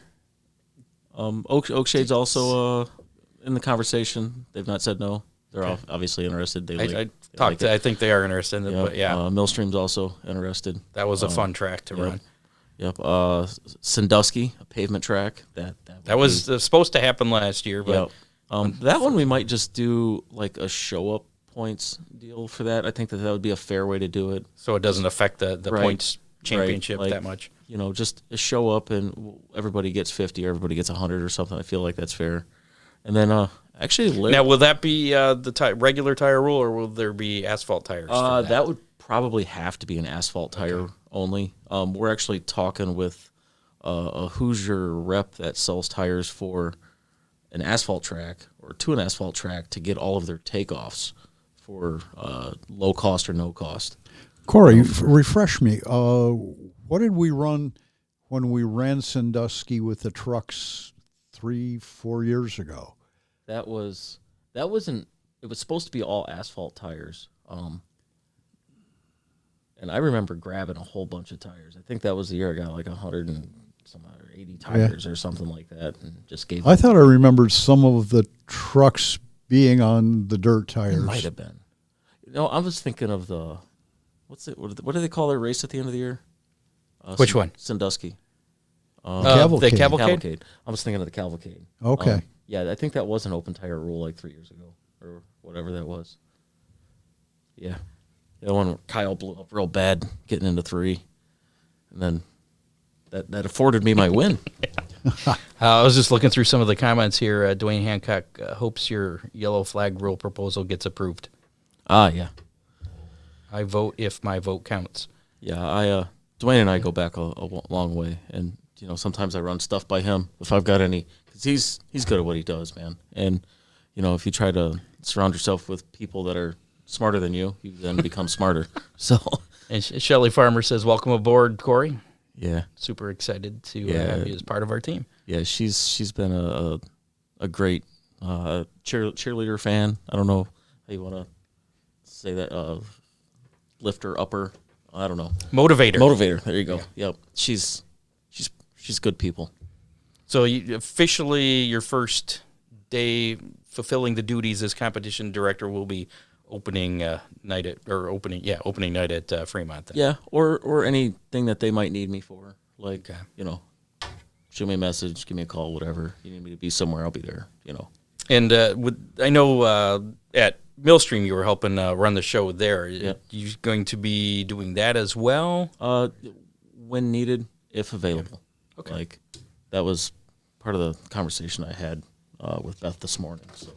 So it sounds like Corey McCoy could have a busy summer. We're gonna be busy. Yeah. So what about so you put the truck up for sale? Yep. What's up with that? What's up with the racing then? If I'm directing on a Saturday, it's kind of hard to race. Yeah, but too. you put the truck up for sale way before this director thing came out. It was just I did everything right, or at least I thought I did everything.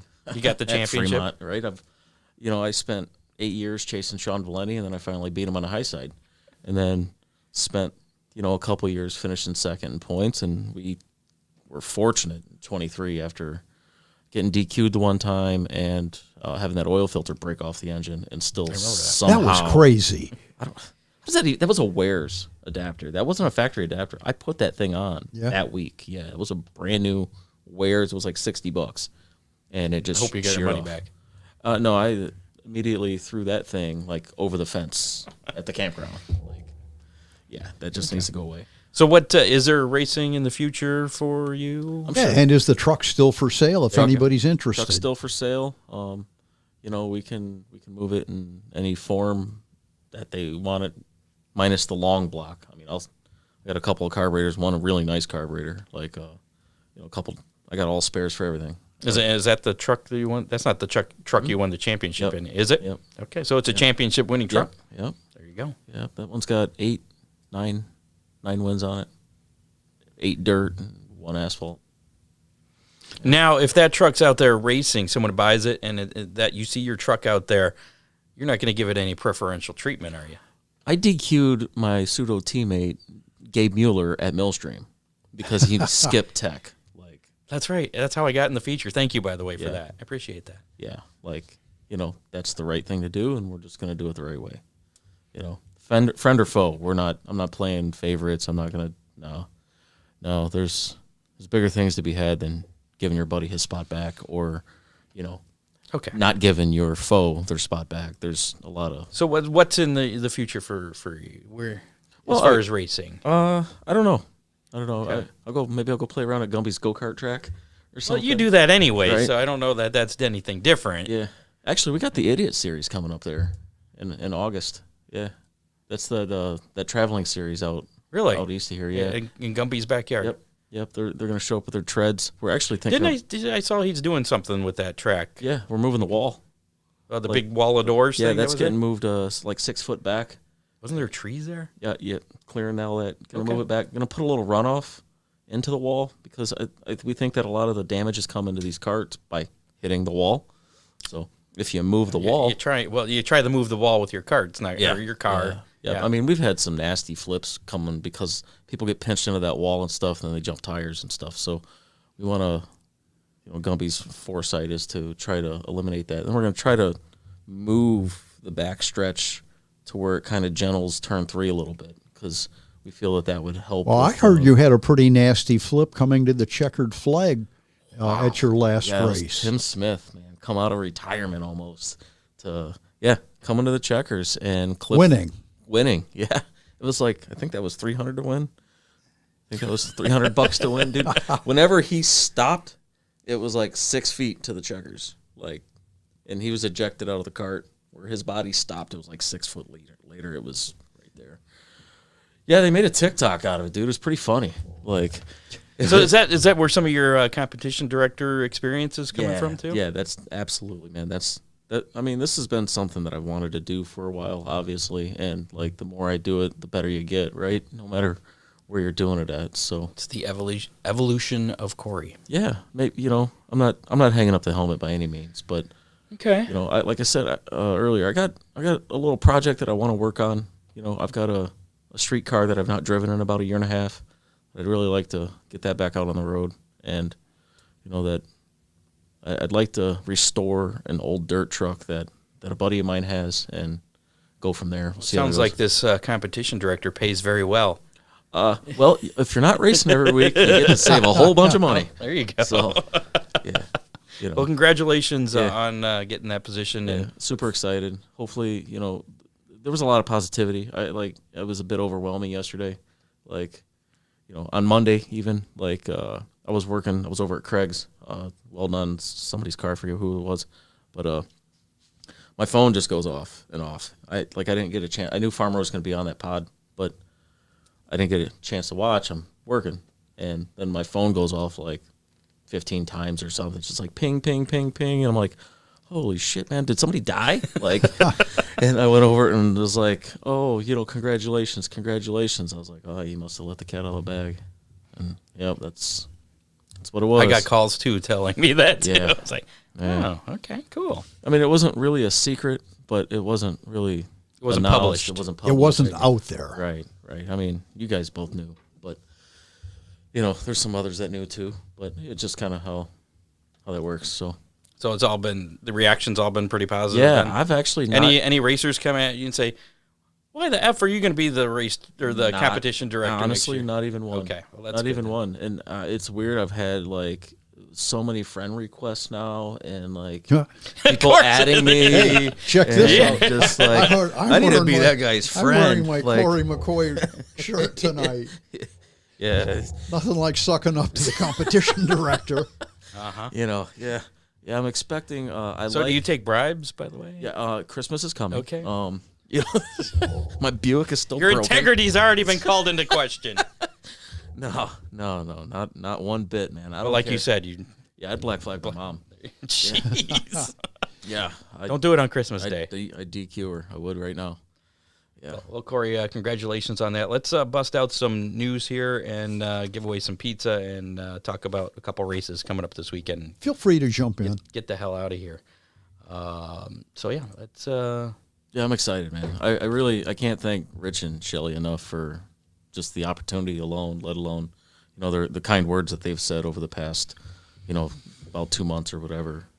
Just in my experience with the showdown races, hearing you on the receiver running the show, it seemed to flow very well. Personally, I think it's a needed change, and I think that's a good thing. And I think that's a lot. They've not said this, but I kind of feel that they feel that there's a disconnect between the tower and the trucks, or the regime in the trucks, because obviously they're sprint car people, and as much as I love sprint cars, I've never raced one. I've only raced trucks on dirt, and then maybe a late model once, and then I think that's it. But my stock car one time. But I think that a lot of this has to do with the fact that I can bridge that gap between the tower and give them a different perspective than what they're, if you're on both sides of things, right? Like they're in their own echo chamber because everybody that they surround themselves with are 410 people. So, my version of something might just be a little different. So, do you have any learning curve with the sprint cars then? As far as it's just a little faster. It's just a little faster. A race is a race. Right? Same chaos. Right. It's just, I did propose like a written caution rule that Dwayne was, detailed because we don't have one. What is the written caution rule? Well, once it gets approved, then we'll discuss it. But most tracks don't have that. So whenever a driver, I don't even know what it is we're discussing. well, like let's say like you spin out, but you keep going, and then they don't throw the caution. But then this guy spins out and keeps going, and they do throw the caution. Well, that was all perception, right? There was no clear cut. This is how we do it, and this is how we're going to do it every time. And most tracks are like that. That was kind of the angle that I went with that. I felt like that there was a couple of times that it kind of went this way a little bit and it kind of went that way a little bit. Let's just clean that up. So this guy, at the end of the day, whenever I'm sitting next to the people that are giving out the checks, he doesn't come to me mad because he doesn't understand things. Sometimes, though, there is human error because Absolutely. I've seen that happen with the tower doesn't want to throw a caution. Same scenario. Someone spins out, then they start going, but the flagman will throw the yellow. So at that point, they got to put the yellow out. Right. Maybe it's a communication thing. And so like the last showdown at Fremont where, Craig and Jamie were coming to turn 3 and, Jamie was going to win it. And if somebody had spun off of turn 2 behind the field and they're coming to the checkers, they're not racing to that guy anymore. The flag stand threw the caution because that is the rule, right? But that's behind the racing. So was that the right call? Yes. Was that the right call? No. So there needs to be. But it's not black and white yet. Right. So right. You fill in the gray area. We're going to try to clean that up. Okay. And unfortunately for Jamie, Craig ended up winning because of this, because Jamie ended up cutting a tire down or something or other. I forget actually what had happened. And then, so that was a big swing. That's a big swing in money. That was I think that was $2,300 to win, and I think second paid $1,000. So, I would have been happy finishing second. I'm just saying. Yeah. So I'd like to lobby for 2 wide double file restarts for the trucks. I tried. If the problem is with the trucks with single file, you're a half a lap down by the time you get past the cone. Well, you shouldn't be at the back. Maybe Stuff happens. So let's go back to that caution rule. If I proposed the double file for the trucks only, the viewpoint is had that if you do one thing for one division on procedure, you need to do it for all divisions, just to keep it fluid, so people don't get confused, as in like track workers or people in the tower or stuff like that. I'm gonna tell you right now, showdown stuff. I'm putting a choose cone. I like it. We're doing Madhouse style, and you go high or low, and we're going green next time. You're going to confuse the heck out of a bunch of people, and I like it. Perfect. If you go high or go low, you just get in line. Don't try to switch at the last minute. I'm going to move you back 2 rows if you try to do that shit. So, nice. Get tucked in, get in line, and that's what I want to do. That's what we wanted to do at the last showdown race for the features only, but the previous regime took all the radios with them. So there was no way for us to talk to the drivers. Fortunately, a competitor had a radio that's programmed. So, gotcha. So, any idea then when you think you might have some more things finalized for the showdown? I need Fremont schedule to be released first. So that's my primary duties, and then I'm going to work around that. Hey, I know a guy that works at Fremont. Corey, when's Fremont schedule coming out? That's a good question. Shelley, I know you're listening. But as soon as I know, like I'm gonna be very diligent in trying to to just secure some dates, like just make sure last year doesn't happen again. So, Okay. Yeah. Very good. Well, congratulations again. Yeah, man. I'm super pumped. I to be a factory stock driver at Toledo Speedway, to being some new guy at Fremont Speedway, to being the guy in the tower at Fremont Speedway. That's pretty cool. That is freaking awesome, man. Like, You're making me question my. I haven't evolved. sure you have. You went the other way though. Did I? I did. You went the other way. You Yeah. went from the tower down to the race car, and then on some nights it's tower race car, tower race car. Yeah. Most nights. Yeah. It's my exercise. Yeah. That's how I stay slim. All right, let's do some racing news. Latest racing news. All right, we got the Power Eye thing we already talked about with the Showdown, or the Fast Series. So we can move on from that. The PRI show is going on, started today, goes through Saturday at the Indiana Convention Center in downtown Indianapolis. Over 1,000 companies are there showcasing their race products, services, machinery, simulation, and testing technologies and trailers. I've never been there. You've been there, though. Oh, I have. I'm going for the first time this weekend. Really? And that's going to be part of the how many question. Okay. Is what can I expect? What Pretty much day what are I you- just what said. day are you going? Saturday, probably a huge crowd. It'll be crazy. Yeah. Thursday's the best day to go because it's mostly Some of us industry have to work. people and yeah, So mostly fans then on Saturday? there's a lot of people. Okay. It's wall to wall people. Go Go check out some of the toters. the toters? Yeah. Do they have them for sale there? Oh yeah. They'll You want to spot me some cash? Nah, All right. Fine. I got to do mine first. Man, those are expensive. Oh. Even used, man. You find one with like 500,000 miles on it, they still want like $300K. That's more than my house. Dude, incredible. The 48th High Miler Nationals at Sandusky Speedway is going to be streamed on Racing America, beginning with the must-see sprint car doubleheader on Wednesday, July 23rd. Racing America will broadcast the racing action at Sandusky Speedway live. The Friday, ISMA/MSS Super Modified Fast 40 Modifieds and Ohio Pro Compact Series will be streamed, along with the Saturday ISMA MSS Super Modified High Miler Nationals 100 and the Outlaw 350 Super Modified Sprint Series. So they got has some. Must See been there before? Did they race there last Yeah, year? Must See's been. They've been there before, but I think it was. I don't remember which series under Must See. But they've been there before in past years with all of them. The Dirt Car Summer Nationals will embark on its 40th season in 2025 with a slate of 30 races in 33 days. The late models will begin the traditional 5-week schedule with the season opener on Wednesday, June 11th at the quarter mile Kankakee County Speedway, traveling through 9 different states before the season finale, as I mentioned earlier, at Wayne County Speedway in Orrville, Ohio. That'll take place on Sunday, July 13th. So, yes, July 12th is the Oakshade date for the birthday race. And also, this is a Summer National race and American Late Model Ironman Series event on the 12th there. Now I lost where I was here. The Hell Tour champion will be crowned then on the Sunday the 13th at Wayne County. The Summit Racing Equipment Modified National celebrates 15 years of racing in 2025 with a 28-race schedule, starting again at the opener at Kankakee and concluding with the championship finale during the 35th Annual Prairie Dirt Classic at Fairbury Speedway. And that's going to be Friday and Saturday, July 25th and 26th. The modifieds, they've always run longer than the late models as far as dates go. As per tradition, each driver's 12 best finishes will count toward the point standings and award a $5,000 bonus to the champion. The final week will feature stops at Shady Hill, Montpelier Motor Speedway in Indiana, Butler Motor Speedway, Crystal Motor Speedway, and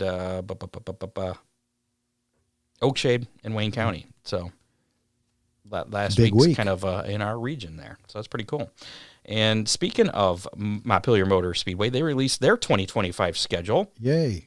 They got some big things happening there. It has 21 nights on it, and it's going to include the Ultimate Late Model Series, American Sprint Car Tour Sprint Cars. I Sure if I got that right. Dirt Car Summer Nationals, as we just mentioned, the USAC Midwest Thunder Midgets, Boss Sprints, Valvoline Ironman Late Model Series, Super Stocks, Pro Stocks, and Hornets will be the regular weekly classes. For more information on their schedule, check out Montpelier Speedway by the Milkman Facebook page. Okay. Toledo and Flat Rock Speedway released their schedules today. Everybody's coming out with PR, as you mentioned, PRI this week, so everybody's putting out their schedules. Toledo Speedway has 6 racing events. It's your favorite place, too, isn't it? 6 races, man. What the hell? They have 6 racing events scheduled. Opening day on April 19th features the Raleigh Beal Classic with the CRA Jegs All-Star Tour and the USAC Silver Crown Cars. 2 school bus figure 8s are scheduled for May 8th and 9th. On June 7th, an open wheel shootout with the 500 Sprint Car Tour and Midwest Modifieds will be held. Glass City 200 will be September 13th, and the Arca Menard Series finale will be held October 4th. At Flat Rock, 17 events are scheduled starting on May 3rd and ending August 30th. The usual events are back on the schedule, including the Joy Fair 100 on May 24th, the Stan Yee 150 on July 19th. Couple of school bus figure 8s, June 14th and August 3rd, and both schedules are posted on the website and Facebook pages for Toledo Speedway and Flat Rock Speedway. Eldora Speedway announced their 2025 race schedule earlier this week, starting with the season opener on April 19th with the American Late Model Ironman Series, Modifieds and Stocks. Other series in action this year will be, of course, World of Outlaw Sprints, USAC Sprints, Thunder Midgets, Great Lakes Super Sprints are going to be there. All-Stars High Limit Series. The Dirt Late Model Dream will be June 5th through the 7th. Ohio Sprint Speed Week, they have a date for that with the All-Stars on Tuesday, July 17th. Kings Royal, July 18th and 19th. The World 100 will be September 4th through 6th, and the Four Crown Nationals are back September 18th through the 20th, and the Dirt Track World Championship in October 16th through the 18th. Is that too late in the year to be running? No, I think it was the 14th this year. Yeah. I think. Oh, yeah. I'm thinking about dates for my stuff. Man. More schedule here. The All-Star Circuit of Champions will again sanction the Ohio Sprint Speed Week in 2025. We kind of talked about this earlier. The 43rd Annual Ohio Sprint Speed Week will be held June 13th through the 21st, kicking off at Attica Raceway Park. Then it goes to Sharon Speedway, Millstream Speedway, Wayne County Speedway, Eldora Speedway, Fremont Speedway, Waynesfield Motorsports Park, Moeller Raceway Park, and then ending at Atomic Speedway, where they're going to host the finale on Saturday, June 21st. Every race will pay $7,500 to win, $1,000 for 10th place, and $500 to start, except for Atomic Speedway, which will pay $10,000 to win. And all Speed Week events will be broadcast once again on Flow Racing. So cool, man! I am so pumped that the All-Stars are back. Like, that's who me and my dad chased all the years. Man, was All-Stars. Just, I was so sad last year. I was mad at Tony Stewart over this. I think a lot of people were. Man, dude, like, and then the weird thing is, then a lot of people were mad that it's coming back. I don't see their point. Okay. It's these sprint car guys. They're kind of, I don't know. No offense to all our sprint cars, especially Brian Smith, who is listening. It's the Carb King, Richard Farmer says. Oh, I wasn't looking at the comments there. The American. She's got the schedule in her hands currently. Oh. She should share it with you. There you go. Text Corey. The Valvoline. The Carb King. Oh, I just seen that. The Valvoline American Late Model Ironman Late Model Series released their 2025 schedule earlier this week. It contains 32 races at 19 tracks. Attica Raceway Park has 2 races scheduled May 2nd and August 29th. Fremont Speedway is May 3rd. Butler Motor Speedway on May 24th and August 30th. Limaland, that's a new one. Yeah. Well, Fremont, too, is a new one there. Limaland will be June 27th. Montpelier Speedway on June 28th. And then, as we mentioned, Oakshade Raceway as part of the Summer Nationals on July 12th. And Millstream on August 8th. Awesome. That's pretty cool. That's a potential date for one of the showdown shows. Ooh. Yeah. But I'd like to be on that one, honestly. But we got to... Is that a Sunday? It's a Friday. I believe. Is it a Friday? Okay, that's what I thought. I did see a Millstream schedule. Right. That I don't believe is being... It's not ready for print, but it looked... I mean, there's it's it pretty looks pretty solid. good on there. It wasn't as diverse as I'd like it to be, but I don't. I was just happy there was more than 3 dates on Yeah. it. So I did. Yeah, they had said last year that they were looking to run about every other week, which is it's perfect. It's perfectly fine. You know, there ain't no need to go out guns a-blazing. And you know, to address some concerns with that track, she's reassured that they've put a lot of work into the surface. The surface of the track. They did a bunch before the freeze, and they're going to do some more in the spring as well. So they actually they hired a scientist to come. A scientist? They did. A soil scientist to come figure this shit out for them. So, well, I know that there's like chemicals. I know somebody mentioned, was it Aaron? VP Fuels. Yeah. Well, there's different chemicals that are EPA okay. Right. That they can put on the track that kind of help keep the dust down. I don't know the magic formula, though. Apparently nobody's come across that magic formula to do it, but there's a lot of science involved. I mean, any clay can be worked. The type of clay that they have on that track is difficult to work with. So, and that's where, you know, I think I'd rather have it a little dusty than any kind of rutted up, personally. But, you know, I can understand the concerns as well with the dust. As long as you can see. Yeah. I'm okay. I mean, it was dusty at Millstream for that race, but you could see. Yeah. The most scared there's been some times I've been there when the Hammers were running it. The wind was the racer's friend that day. Holy moly, man. That was the most scared I was ever in a race car. At Millstream? At Millstream. I must have been that same night. I remember the start of the feature, green flag, I could see one car in front of me, and I was at the back of the field, and I was like... Yeah, I think I started 8th, and I was right behind Keith Sorg, and he turned into turn 3 and disappeared. And I was this far away from him, and I'm like, well, if I hit the brakes, I'm getting smacked. There's no way to go. You can't go anywhere. They got an inner wall. Like, it's just like putting a blindfold on. That was incredible. I think I was in 15. Major pucker factor, too. Yeah, very much so. I did not like that. Scott, you talked about races coming up. What about the open house at Thorsport in Sandusky? You sent me that, didn't you? Yes, I did. And I forgot to put that on here. Okay. When is that? Do you remember? I believe it's this Tuesday, the 17th. I don't have any idea what time, but I know their drivers are going to be there, and it'll be an open house. Could be a really cool deal. Thorsport, of course, one of the top teams in NASCAR Craftsman Truck. And like I say, their drivers are going to be there. I'm looking for it. You didn't announce the be a bunch of stuff there. I didn't get USAC sprint car schedule either, did you? No, because I knew I was trying to cut back on some things for tonight's show. It was just a really, really cool date in there. What? Which one was it? Fremont Speedway. Really? I missed USAC that. sprint cars are coming to Fremont Speedway. What day is that? I forget. It didn't. You need that schedule. Yeah. No, I forget what I was. I think I was on my way to work and it popped up or something.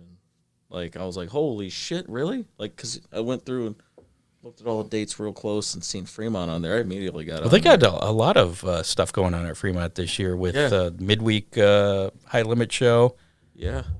Pretty what else? Pretty diverse, man. Like, with the LMS. You got the All Stars coming. Yeah. You know, I'm really hoping that Boston Fast come through as well. I hope that's a thing. I like Boss. Cool. I'm a big fan of Don Wing. I think it's gonna be cool having the late models there. Yeah. For a high paying show. Right. Yeah. Anyway, Tuesday the 17th at Thorsport, 4 to Dave 8 p.m. Thank you, Dave. June 28th, Rich Farmer says there. That's your USAC sprint date. So excited for that, man.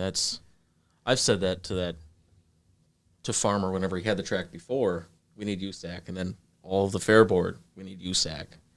Somebody finally listened to you? No, probably not. No. I had nothing to do with that, man. I know that's a hard get. How often do you see USAC come through anywhere around here besides maybe Toledo Speedway? Yeah, for the Rally Beal thing. Yeah, that's about it. Yeah, the Rally Beal class, their opener this year is going to be it. What's a dirt track around here? They're Kankakee maybe. They're in. They do run through Indiana a bit. Come on, the midgets are always at Lima Lane. The D2 midgets. Yeah, they run quite a bit. I do like the D2s, but man, there's something about a USAC sprint car. Yeah, I mean Eldora. Eldora is about it. Yeah. No calls or messages this week on the Hammer Down hotline, but there it is if you want to. 419-318-3081. Give us a call, leave a message or a text. Text it, call it, anytime, day or night. Doesn't matter. You can abuse us. You can tell us how great we are. Of course, we already know that.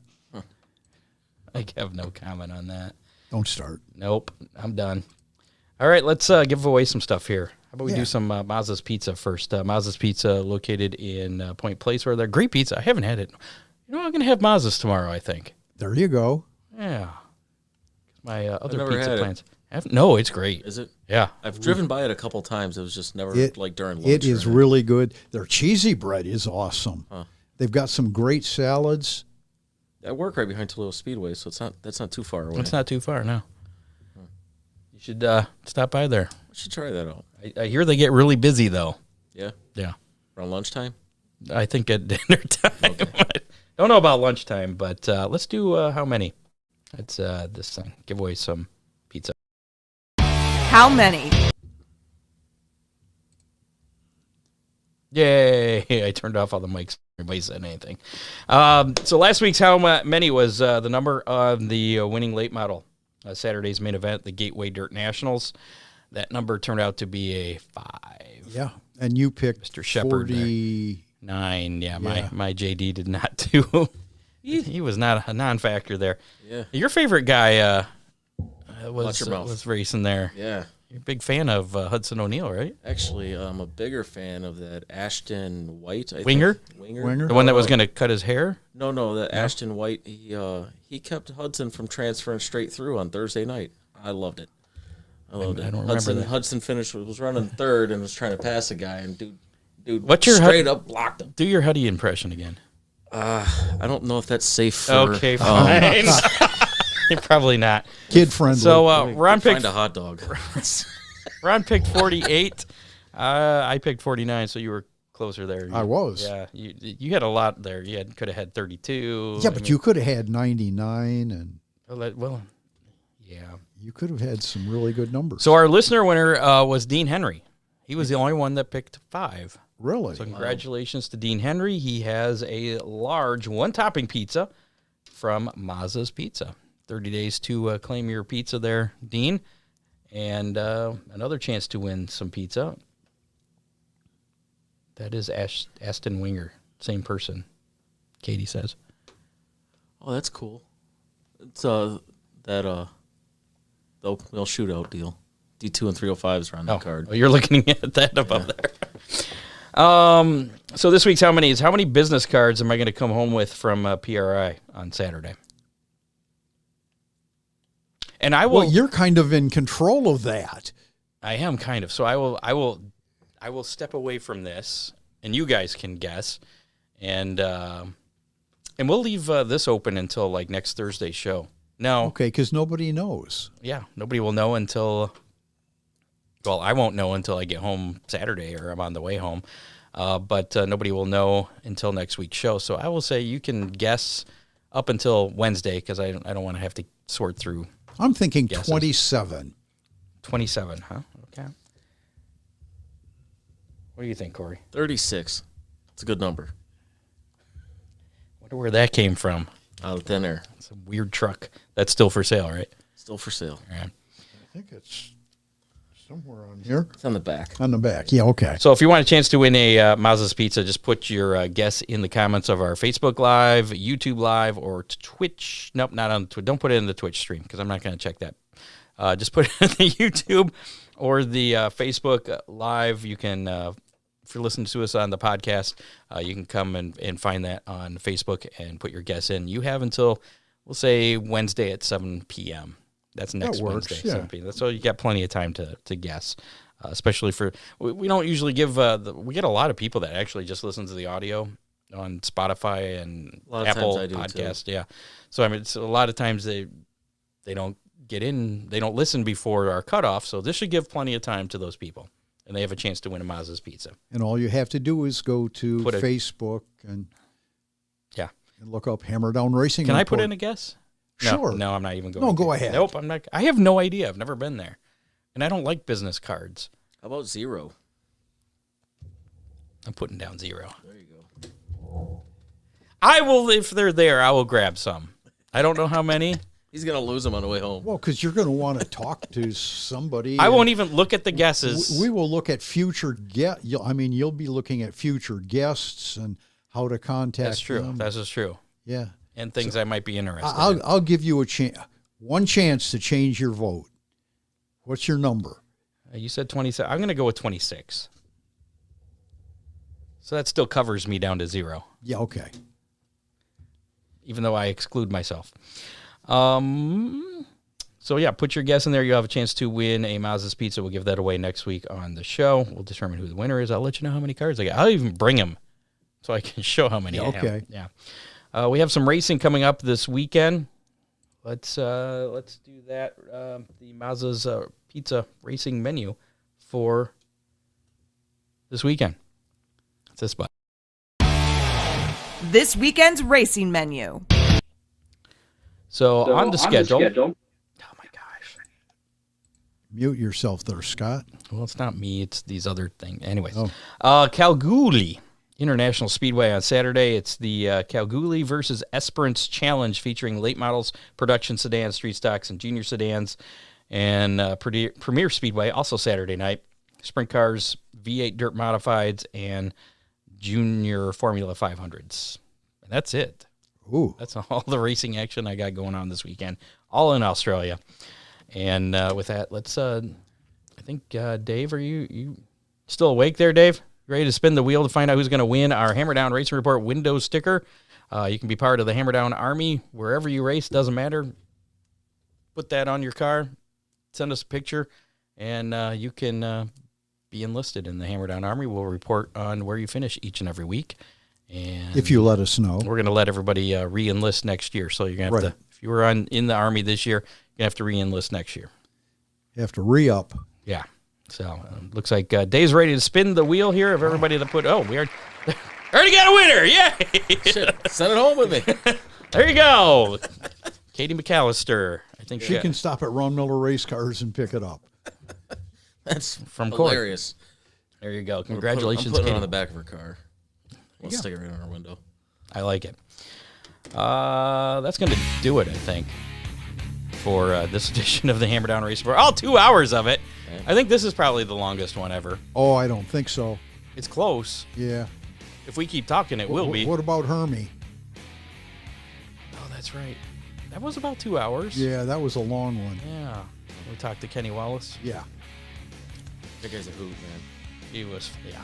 Yes, he was. Thanks to producer Dave Kemmer, contributors John Young, Dean Henry, Bob Stazek, Matt Swander. Make sure to like us on Facebook, follow us on X at Hammer Report, follow us on YouTube, listen to us on your favorite podcasting platform, including Apple Podcasts, Spotify, and iHeartRadio. Check us out at hammerdownracingreport.com. And make sure to rate and review us, share us with your friends. That helps out. Thanks to our sponsors, DCR Graphics, Dominator Race Products, Oakshade Raceway, Ron Miller Race Cars, Freeze Frame Photos, Dippin' Motorsports, Magic Moment Entertainment, Victory Fuel.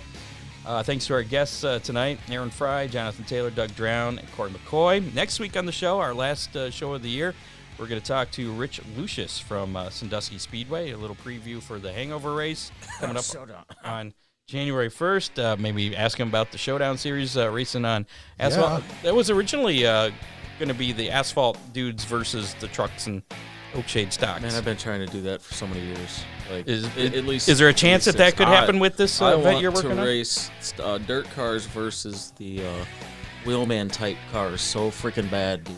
It almost happened. Almost happened. I know it's almost happened a whole bunch of times. So let's get it to happen. This is the year. Third time's charm, right? The Dirty 30 or something. Yeah, that we had that with the late models. Like, just it never works out. So maybe. Well, now you're a competition director. You have clout. Ugh, I hate that word.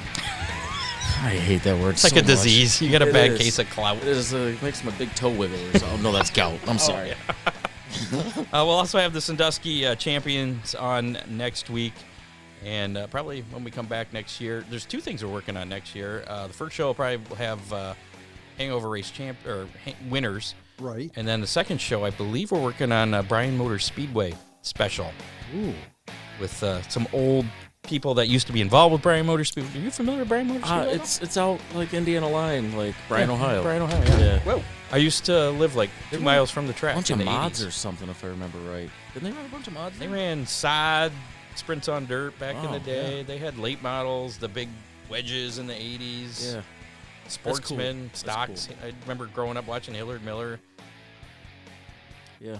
Yeah, I like that old stuff, man. That stuff doesn't need to be forgotten. We're gonna get. I think Dwayne Hancock's gonna join us because he's out there. Awesome. And Brian, we're gonna get a bunch of people that race there, and that's pretty cool, man. Yeah, looking forward to that show coming up in January. So Pretty sure we'll have Roddy Schroyer on in that one. and Roddy and Ron Miller, who's raced there A lot. a lot. Yeah. So. And of course, again, last time we're going to ask you to do this, please go to ToledoCityPaper.com, click on the Best of Toledo, and scroll on down to the media category, down to local podcasts, and then click on Hammer Down Racing Report. Every day, Every day. now through After the Wednesday. first time you vote, it asks you for your email the first time. After that, you just go there and click vote, and you're done. Yep. Take you 2 seconds, and it'll help us out. We appreciate it. If you've So. got 2, 3, 4 email accounts, please do it on each one. Yes. So that is going to do it for this edition of the Hammer Down Racing Report. We will see you next Thursday at 7 o'clock. And as Ron likes me to say, that's a wrap on show number 358 of the Hammer Down Racing Report. This is my 5th time, I think. You have been listening to the Hammer Down Racing Report, available on demand on iTunes, Google Podcasts, Spotify, or your favorite podcasting platform.